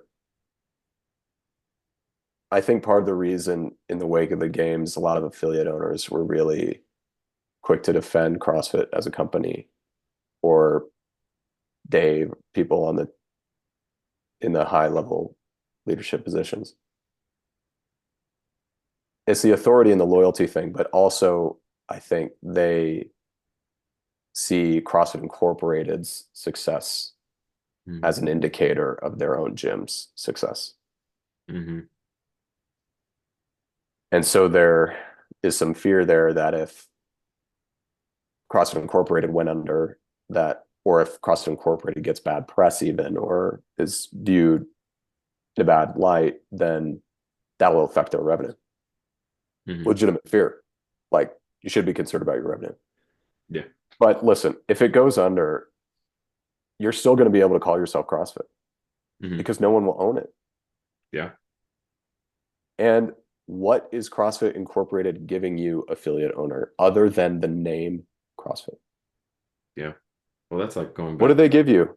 Do they give you gym management software? Do they give you education? Do they give you business best practices? What do they give you? Yeah. What do they give you? Seriously. And I think a lot of affiliate owners haven't really, I don't know what the answer to that question is. Hmm. What do they give you? It's like, well, a lot of people Google CrossFit and we get a lot of drop-ins that way. It's like, you'll still be able to call yourself CrossFit. Yeah. If they don't own it. You just won't have the affiliate fee. Yeah. Do you know what happens if someone does call themselves CrossFit? And like, because I Well, remember I back wouldn't do it. the I what? wouldn't, I wouldn't, I wouldn't not pay affiliate fees and then like say I'm CrossFit, whatever, because Yeah. CrossFit is a big company with a big legal team and a lot of resources, and they could make your life hell. Hmm. So I wouldn't risk that. Hmm. You'd probably have to get reported by another affiliate owner, and you would be like taking, search engine results away from the other legitimate CrossFit gyms in your area. Hmm. But uh, yeah, they give you the name CrossFit. That's the answer that I get. Yeah. That a lot of people Google CrossFit, and we get a lot of drop-ins that way, and we get a lot of new members that way. Um, and it's like, well, what if no one owned CrossFit? And that seems to be what happens with every other way of training. Hmm. At some point, no one owns it anymore. It's untenable because what you've discovered is so, it speaks to so many people that you can't own it. It's no longer able to be owned. Everyone has their own way of implementing it and their own interpretation of it and their own, so so many other companies make money inside of it. And eventually you don't own it anymore. Hmm. That's um, it is an interesting question That kind for of the brings company to answer, not for me. like, do you remember going back when like when statements were made and then all of a sudden everyone was dropping like their affiliate and then like they were changing like certain gyms were like, oh, instead of being CrossFit this, we're something fitness now. And like that was like a time especially where like I'd be curious to see like when you dropped that, what happened to your member base? Did you lose people? Did you maintain people? Like it was still the same training being done, right?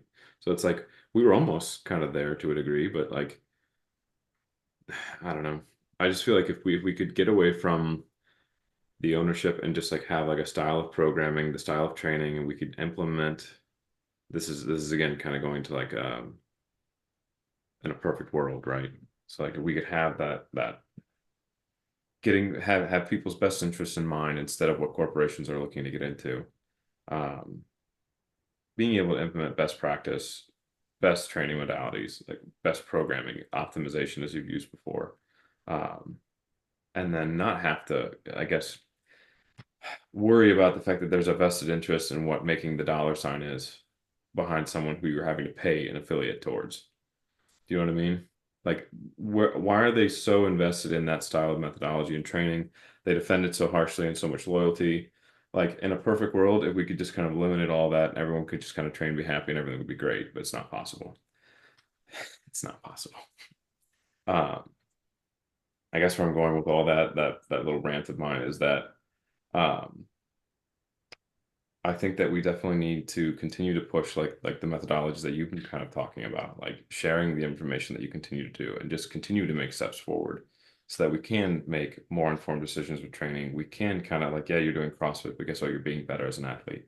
Um, I would just, just keep doing what you're doing, man. I mean, you're pushing in a hindsight, even though you don't necessarily do you label yourself as CrossFit? Like your style of training? You say you're this is where I'm curious because I'm like when you're looking to get people and you're looking to get the people who you want to work with, you do work with high level CrossFit athletes. And so in my mind immediately goes to like in order to continue to progress, you're almost going to progress the profession or not the profession, progress that style of training from the outside.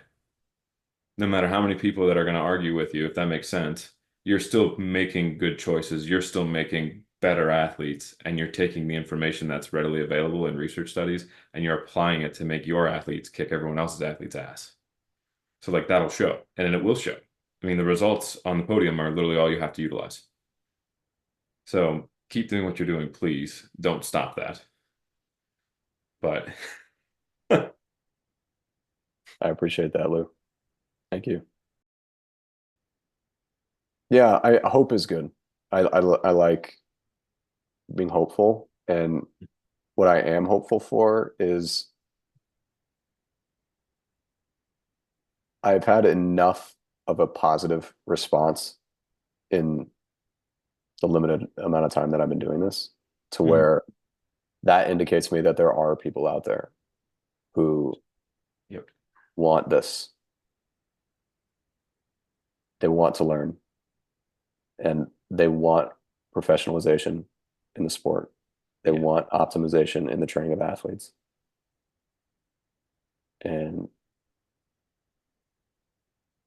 so that gives me hope. Mhm. And how big that group of people is, I don't know. I think I'm still discovering it. Mhm. Um, but it's significant that and a group of people that are want to learn. Yeah. You just got to find them. Yeah. That's constantly sharing your stuff. Game on, I'll do it. Yeah. But that's Yeah. like, I Yeah. mean, Thanks for doing that. like I mentioned before, conjugate CrossFit, right? And one of the things that separates them is that they incorporate principles from the conjugate method of training, with Louis Simmons and all of Yeah, the West Side, very familiar. Yeah. yeah. So it's like, but that has set them apart, and they have a huge following, and they look into that training, and it based off what variations they're going to be utilizing. Um, I mean, they have a cult following. I mean, call it what you will, it's a cult following. But you have people that are willing to work hard and they're going to look at that. And some of the CrossFit things that you're going to look into might not be present in the way that they program, but the way that they do program creates good results. Is it going to follow the CrossFit methodology where it's the template we talked about earlier? No, it actually follows more of almost, I don't want to say the West Side form of programming, but the conjugate style of programming and like the max over the dynamic days. There's conditioning in there compared to like what you would traditionally see. I mean, like I had the wonderful opportunity to actually go over to West Side once and I died. I died. It was horrible, but man, like just the style of programming They put and you in the belt squat. They put you in the ATP and have you march till you passed out, or no, Trotter was not very nice to me that day. We did a lot of everything. what'd you do? So we started off with rack pulls, and then after rack pulls, Oh my gosh. Could you do any that is like the most fatiguing exercise ever. With the exception of a yoke, that is like the most fatiguing thing you can do. it was okay. I'm not gonna lie, it kind of sucked. So we did rack pulls, and then from rack pulls, we ended up going to like the suspended good mornings. From suspended good mornings, we went over to a front squat out of the mono. Um, Oh my gosh, bro. but you had the Lord, I can't remember what's called. It's got like the pin, the thing coming out of the center, and you would put a plate on there at the very end, so it would pull you down, and you had to like maintain Yeah. retraction. It was horrible. I almost wanted to vomit. And then after that, we had to do it's like at an angle. It's basically for the hip flexors, and you're pulling yourself up on the machine. And by that point, my legs could hardly move. Everything The was low hurting. ab machine I that they think use. it's like where you're laying down on your stomach, you're holding onto this thing, and you are pulling, like your feet are anchored, and you're pulling yourself up this machine. Paul, I'm not gonna Oh, lie. like a Nordic hamstring curl? No, Is it you posterior or anterior? You were lying on your stomach or on your you're back? on your stomach, you're laying on your belly, you're on this thing, you're holding onto it. I'll have to show you. I'll send you a picture sometime, but it Yeah, was yeah. Okay. it was Nice. atrocious, and it worked your hip flexors like mad. And like I at one point like couldn't move my legs after the first set, and I'm getting yelled at by my friend, and I'm like, okay, I will continue to suffer and die. And then after that, I'm like, he's like, are you gonna leave? Like, I thought you had work. I'm like, I'm trying not to vomit while I am standing here. And then after that, we left, and it was both a humbling experience, but it was also kind of cool to see because that gym, I mean, just the monsters that have come through there. And so, squirrel moment aside, like being able to CrossFit, and they've gone to competitions and they've murdered a lot of people in competitions. Are they 110% following CrossFit principles? I mean, some maybe, but like it's definitely more along the lines of what they've taken with the conjugate principles and applying it to something that they can then be very efficient at destroying other athletes in. And they've Mhm. taken that, and it's been awesome. I think that's why I love programming. Like well, I don't have it right here readily available. Actually, no, here it is. It's like literally, I absolutely love this book to death, but like looking at the West Side Book of Methods, like whenever I'm writing programming and I'm going through things like for myself, I will go back to the things, read through it, see what things I could possibly apply to my CrossFit programming. Like, where can Mhm. I take things to be more efficient in my lifting? If I'm going to be looking into conditioning, I'm not going to look at a CrossFit book. I'm going to look at the things that actually deal with conditioning in the long run. Maybe it's not my type of population that I need, but am I going to just limit myself to the resources available through CrossFit? No. not going to look at just CrossFit studies or CrossFit implementation or what's up on main site. I'm going to look at all of the other wealth of information that's out there and then see where I can critique and add where I need to be. And it's just been it's fun. It's an experiment, and I think if more people were more open to change and more open to, deviating from the mainstream of what has been just consistent the last 10 plus years, I think we would see a lot more variations in different gyms. So like, I mean, I don't even know how many different states, and every single time I've gone on like a vacation, we find a CrossFit gym to drop into. And I've seen coaching in so many different variations and forms, and like the levels of understanding of just what they have of CrossFit and then what they have as like special, like you can always tell when there's a better group of people when there's either like an Olympic weightlifting group in the gym, or there's a powerlifting gym right next door, or they've collaborated with personal trainers in the area, or like people who have like their CSCS, some form of strength and conditioning background, and they're implementing that into their programming with whatever is being provided from the CrossFit side of things.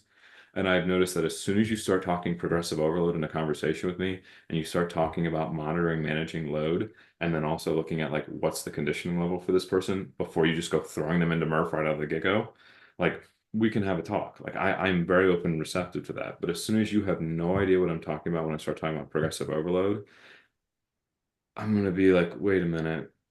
Like, tell me a little bit more about yourself. Like, let's learn about this. Like, tell me where your background comes from before you decided to becoming a CrossFit coach. And like, it tells you a lot about that person.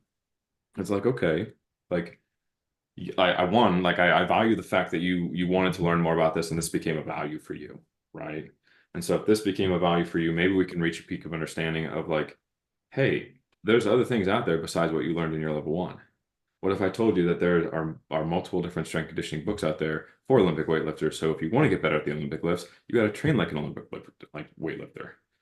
You want to get better at running? Guess what? You're not going to go learn that from a CrossFit book. Go look at a lot of the different running programs, a lot of the different things that runners should. What CrossFit books? Thank you. Like the level There are one none. is 16 hours. It takes more than 16 hours to read a textbook. One textbook. I have two open on my desk right now. Like, so yes, we need more professionalization inside of it. Mhm. And a 2-day seminar is fine if you want to run group fitness. It's fine. You just want to But do it for fun? Cool. if you want to teach group fitness, like it's my experience with group fitness was spot checking biomechanics and enthusiasm, motivating people to do things that they wouldn't otherwise. And then,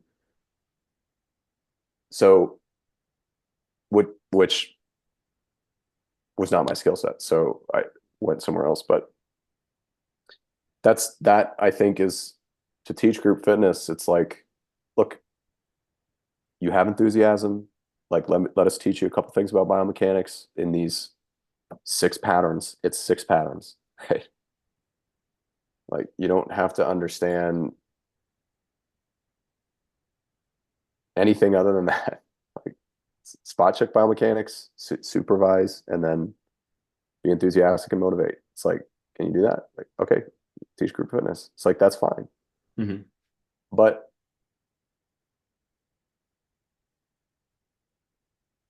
this, I would like to see the standard for working one-on-one with athletes reach a higher standard of professionalization and a higher standard of education. Not generally a huge fan of regulation as far as the state getting involved, but I think through private companies, that standard will increase. Hmm. And athletes will select the best coaches. Yeah. And like you said, the competition results will speak. And but I do believe, I am hopeful that the sport side of it will get more professionalized. Hmm. I am I am hopeful about that. Hmm. What would be like, how do I put it? What would be like the optimal level of education for like what you would deem as like an appropriate like standard for a CrossFit coach? Group fitness or No, I'm talking competitive athletes someone because who I works see. with competitive athletes. Yes. Um, It's not 2 days. I know that.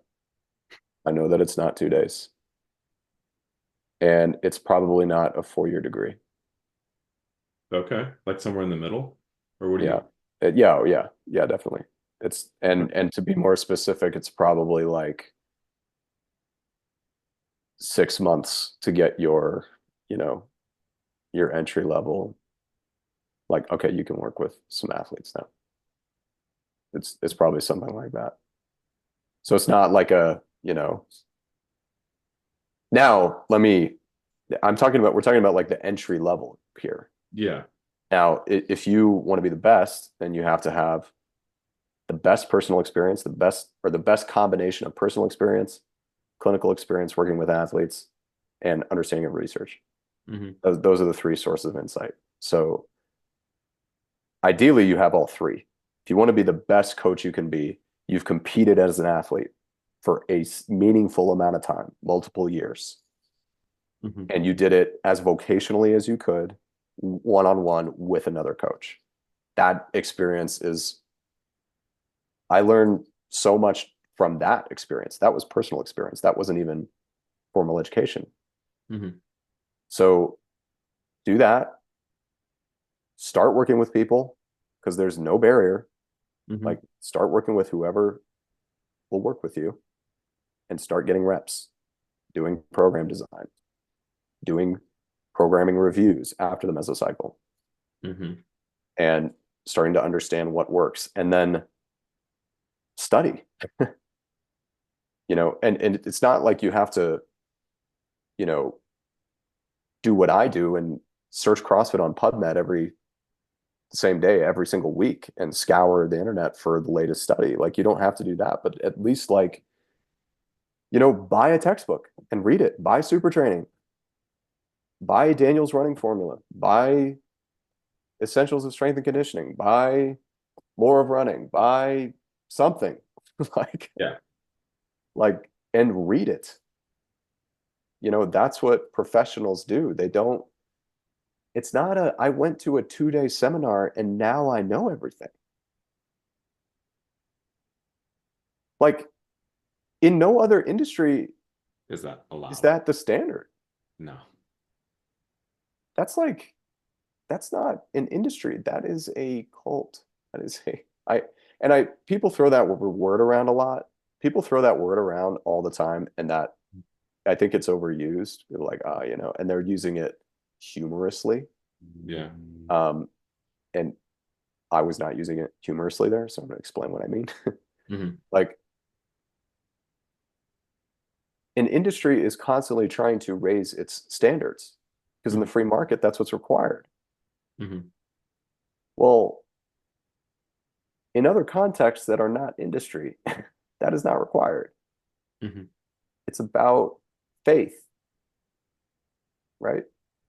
It's, Hmm. it's about it's about making that leap from the edge of what we can reason, from the edge of what we can observe, Hmm. and choosing to believe something that is not 100% known. And if you are saying, well, I went to this 2-day seminar and they said this and I believe that, then that more resembles faith than and religion than it does industry and scientific method and discovery and I'm a religious person.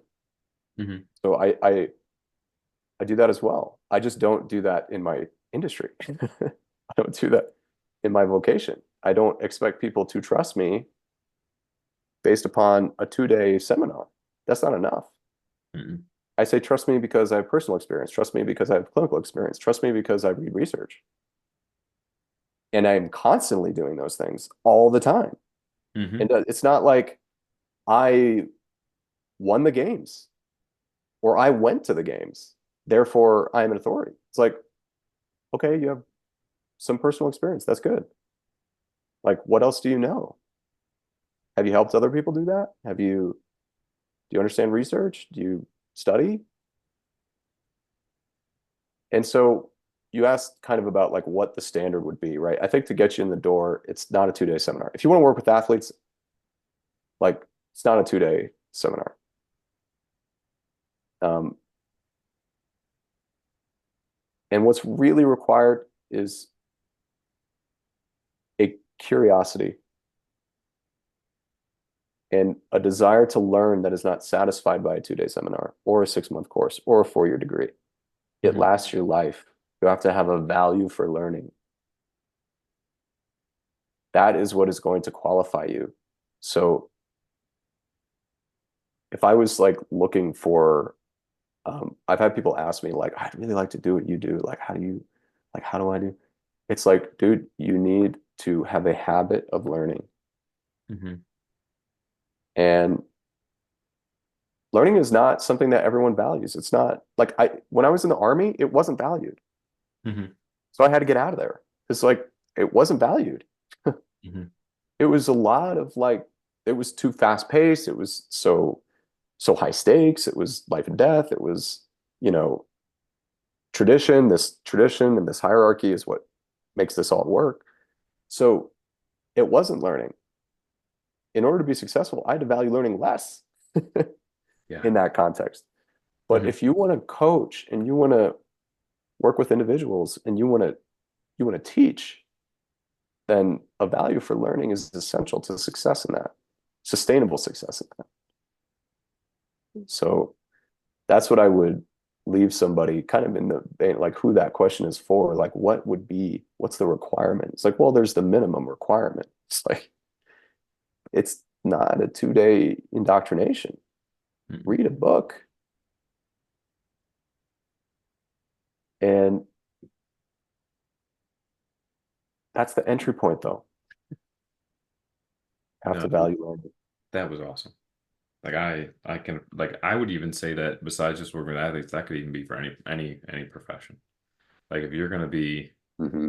a physical therapist and you're content with what you got in school and you go out to the clinic and you just want to go treat patients, go home and collect a paycheck, cool. But if you want to like constantly make changes to your clinical practice, you better be looking into the new upcoming research. You better be looking into the different textbooks that are coming out because what you had in school compared to what I had in school is going to be drastically different. And I tell my students that even that like I have all of like some of the things I got in school are different than what you are getting now. So if there's something new, please teach me about it. Or if there's something Yes. like come on now. Like I definitely think that man, Paul, if more people had your attitude about that. I think if more people had a desire and a love of learning, um, man, you know how many people would be more satisfied in their job environment if they actually like were learning new things instead of being stagnant in what they already know. It's like you're never absolutely right, but you can obviously make like these wonderful changes. Like one of my favorite things that I've done so far is like I mean, hell, I think I've got like 5 new books, and my wife's probably not thrilled because my Amazon cart's just got book after book in it. And it's funny you mentioned super training because that's already in there already. And like, there's different things that like I definitely agree with the research part. I definitely think the love of learning, and then I think that if you can, I would almost find like I would even incorporate find a mentor, someone that represents the values that you would want for like yourself to either mimic or I shouldn't say mimic, someone you would aspire to be, someone that could then maybe even help you in that. Maybe not to be like 110% exactly as they are, but someone that could then lead you in the path that has the same values that you hold. Because if your mentor is someone who doesn't care about learning, doesn't care about, their like I shouldn't say clinical practice, doesn't care about their profession as a whole, and that's your mentor, it's time to get a new mentor. Because I want someone that is going to take me to new heights. And if I'm not at that height and I see someone who's emulating what I would like to be, and you like they're doing the 3 things that you just basically laid out for us, that's the person who I would want to learn from. That's the person I can ask questions to because if I'm sitting here doing all these things on my own, like you're already on a great track, but then find someone who can help guide you as well. So I would maybe even add that one as a fourth. Yeah, I would totally agree. There were some things that you said in there. I love your emphasis on the word profession. Hmm. And profession implies a significant duration of time, because that's what's required to learn what's necessary to be a professional in that field. Um, so yeah, I think that's a really accurate word. And the mentor thing you said, not to necessarily be exactly like them. I think it starts like that. Yeah. Especially the less you know, you need that initially. Yeah. You need that like, oh, this guy has all the answers, like, and then as you sit under somebody who is mentoring you, which a lot of these like, you know, 6-month courses, work one-on-one with somebody, it's basically a mentorship. That's like Mhm. basically what it is. So you start out thinking that that guy has all the answers. And as you learn more and more from him and more sources or her, then you realize, oh, really what I learned from this person was the skill of thinking Yeah. and the value for learning. That's what I was attracted to in that individual. Hmm. And so, yes, I think mentorship it can be a great way to, it was in many ways, in my personal experience, it marked the transition from being somebody who was insecure and ideological about CrossFit and about training Hmm. to actually having a more accurate understanding of how little I knew Hmm. was a mentorship with somebody who was so far beyond me. It was like, I may never get there. But it showed me how much I didn't know, put it right in front of my face. And it was like, oh, geez, wow. Okay. Like, this is not a 2-day thing. This is not a, and if you want it to be that, again, that's fine. You're not a professional. That's the word that I would use. I Hmm. appreciate you using that. You want to be a professional. That's a profession implies more significant amounts of time than that. Agreed. I 100% agree. It's, I guess the kind of sum that part up too, is like a lot of the people who have been working in the field have seen things that are mainstays come and go, and there's constantly new things that are changing. And they are more receptive to change more so than what they are in staying in how they are, if that makes sense. So like I'm constantly looking for new ways to modify my clinical practice and advance it, make it better, make it more efficient, maybe tease out the things that make me um, more biased towards particular aspects of my practice. So like there's certain things that like I remember when I first came out, I was going to do this, and this every single time. And then all of a sudden I realized like, why do I keep doing this? And I realized that was just what was drilled into me through school. And then the more I kind of started picking up, because I actually started off as a flow physical therapist, the more that I would kind of see how other clinicians and other center managers were doing what they were doing, the more I realized I needed to change how I was as a clinician. But then also on like the training side of things, the more I saw the people who were really competitive and really kicking everyone's butt, um, were not necessarily the ones who were always, this is always how I've done it, this is always what I'm going to do. They would take the critiques and they would make their own opinion on it. And if they liked it, they would add it. If they didn't like it, they wanted to know why. So like those are the people that I like to kind of get in touch with. Those are the people that I like to learn from. And like, are you going to learn something from everybody? Maybe you might not like what someone has to say. I mean, there's been a few things today that I'm sure that I've said that you haven't agreed with, and there's probably some things that you've said that I haven't agreed with, but like we're having a conversation. And that's why this is so important, because this, I feel like in this day and age, this has just been lost on people, is if you're wrong, please tell me why you think I'm wrong. And if I'm wrong, please tell me why you think I'm wrong instead of just shouting me down. And then if I think you're wrong, I will tell you X, Y, and Z, Y, and then I'll kind of show you my points, and then you can show me your points. And if we can't come to an understanding, cool, we go our separate ways. If we can't come to an understanding, guess what? We both just learned something. So it's even more fantastic. It's just, I don't know, man. The world is a wonderful place, and I think it's constantly, I mean, constantly going to be a place of scrutiny and like, especially in social media. I mean, you're going to constantly have those trolls who are going to defend that crap to the death. Shouldn't say crap, defend that ideology to the death. Um, but I mean, you will find good people that are willing to push your product forward. And I shouldn't necessarily just say product, but like your way of thinking, your methodology, your passion for this profession is already audible. I mean, you can look at your follower count, you can look at the information that you're spreading. It's not like you're just going on the first article, pulling it up and being like, okay, I'm going to present that one today. Like you're probably scrutinizing and going through the data that's presented. You're looking at what's valuable, and then you're presenting that to the social media platform. How many people do you look on there that are going to that level of depth and research? Probably not a whole lot of people that I've seen like your page. So that's where it's like, I would love to see that way more on a not necessarily a scaled like if you had the opportunity, what would be things that you would want to like grow more of? Like, because you obviously have like a great platform for education, like teaching people informed science.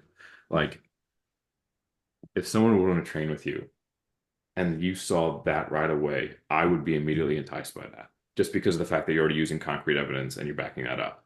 Whereas, like, I've met so many different, like, every single time I've walked into a gym, it's like a sales pitch. This is how we're different. And then I look at how they're actually doing things. It's like you're not any different. You're just really good at schmoozing. That's all it is. So it's like some people, though, will like that. I mean, some people don't care about how much you know, they just care about how much you care about them. And that's so it's like, you almost need like the amalgamation between like informed, not, I keep wanting to go clinical practice, man. Informed programming and periodization and optimizing it. And then and this is how I can make you better. That's where like I think that if most people could like optimize that and utilize that in the profession that you're in, it would be so much more receptive. But I mean, that's just my take. I don't know if you agree with that or not, but Yeah, I mean, you said a lot there. yeah, Um, I'm bad about that, Paul.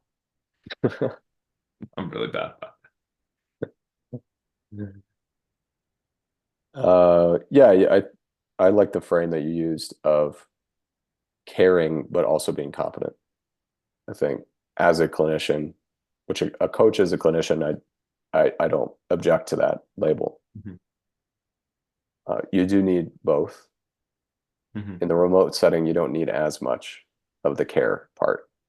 You're dealing with individuals who are very competent, very independent themselves, and they just want optimized guidance. They just want the best guidance. Like, and they, especially CrossFit types. Um, Make me better so I can kick people's ass. Now, I do think that it is still important to celebrate their wins with them and to care Yeah. about them. And that is easier to do when you have the personal experience of going through it. So that's why I say if you want to work with athletes, you have to do it first Hmm. and do it as to the level that you aspire to, not in terms of the competitive level, because there's too much outside of your control for that, Hmm. as far as your genetics and what you're actually capable of. But if you want to work with super dedicated athletes, you need to have dedicated yourself to an athletic process for a significant amount of time. That is, to me, if I ever hire another coach, that'll be a prerequisite to me, even considering that individual. If you're like, hey, I've been working with these group classes, but I really want to work with athletes, it's like, you know, I'm probably going to need to see some performance standards, like, and if you're not even an advanced trainee, like you haven't even been training for 4 years in this discipline, Hmm. then it's like there's so much that you just don't, you're too much in the theory of it. You're too much in the concept of it. Hmm. So I do think that is that personal experience is a very important part of competence. Hmm. And it's just not the only part. And I like that frame that you brought up of caring about people as a clinician is very important. Hmm. And so is being competent. And in CrossFit, we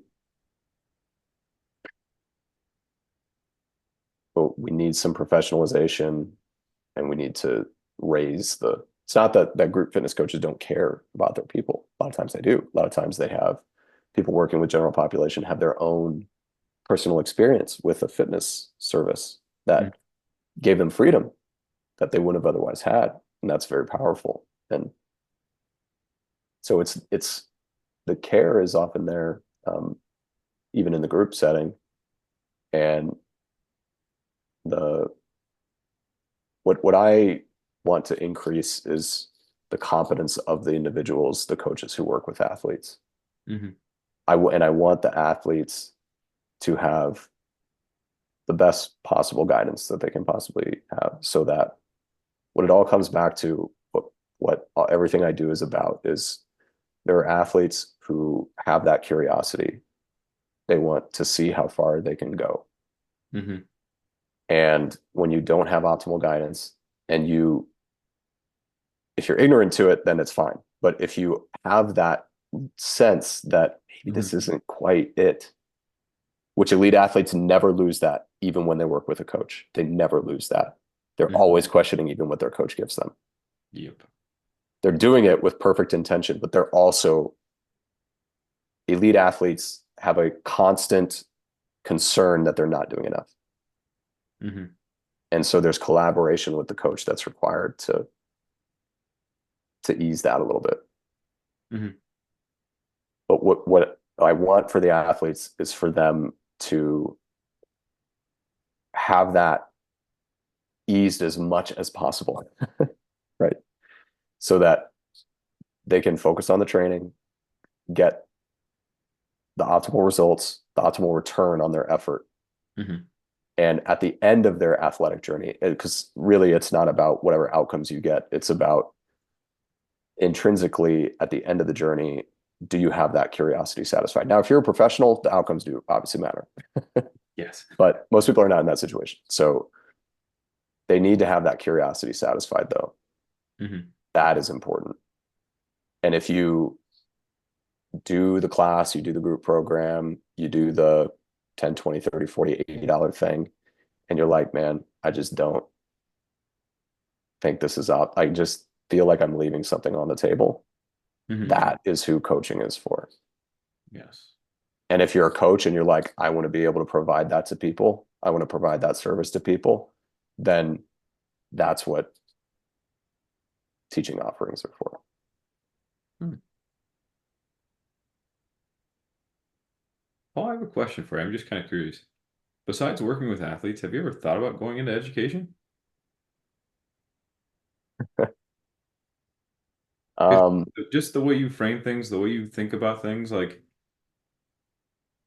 the way I would I even love to see how you program now. Um, have you ever thought about that?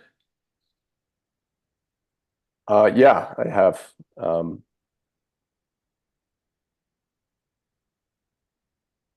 uh, now we're opening a gigantic can of worms of Sorry. higher education, and I really enjoy having my own company. Yeah.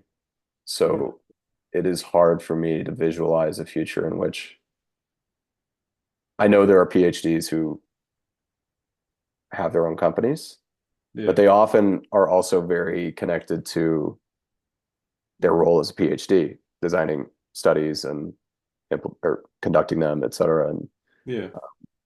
teaching. And so in academic settings, not just for their company. And the reality that I've noticed in our industry of fitness, to speak generally about the industry of fitness, is that because it is unregulated, Hmm. you have individuals who are incredible teachers who don't have college degrees. Hmm. Um, I'm considering whether or not to name one by name, but I won't. And so you have these very accomplished, very knowledgeable, very successful from a business perspective teachers who literally, like the one I'm thinking of doesn't have a bachelor's degree. Hmm. He's like self-taught, and he has an institute, and it's all privatized. And so I look at that and I'm like, well, geez, like I love learning, and learning is so open source now. Hmm. And I, I don't seem to have a deficit there. Um, Not that there's plenty that I could gain by going and getting higher and higher degrees.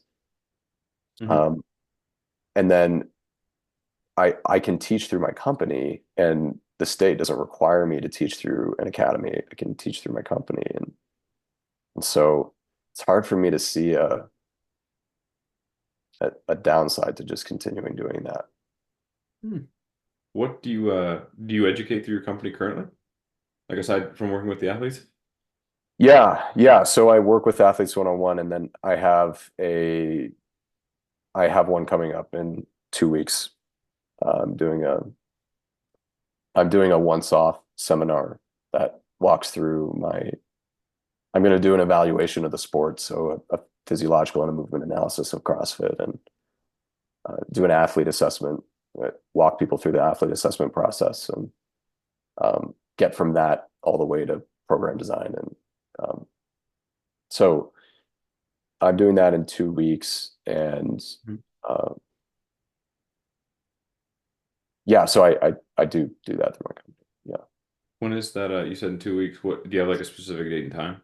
yeah, it's Thursday, September 26th at 1 p.m. Mountain Time. 1 p.m. And Mountain. if you register, then you get the recording afterwards. Okay. So it's a 3 hour. It'll probably be longer than that, honestly, based on how many people we have signed up. But just for questions, people will ask questions, and those will take a while to answer. But if you register, then you'll get the recording sent to you afterwards too. So for people who are different time zones and can't be there live and stuff like that. And Yeah.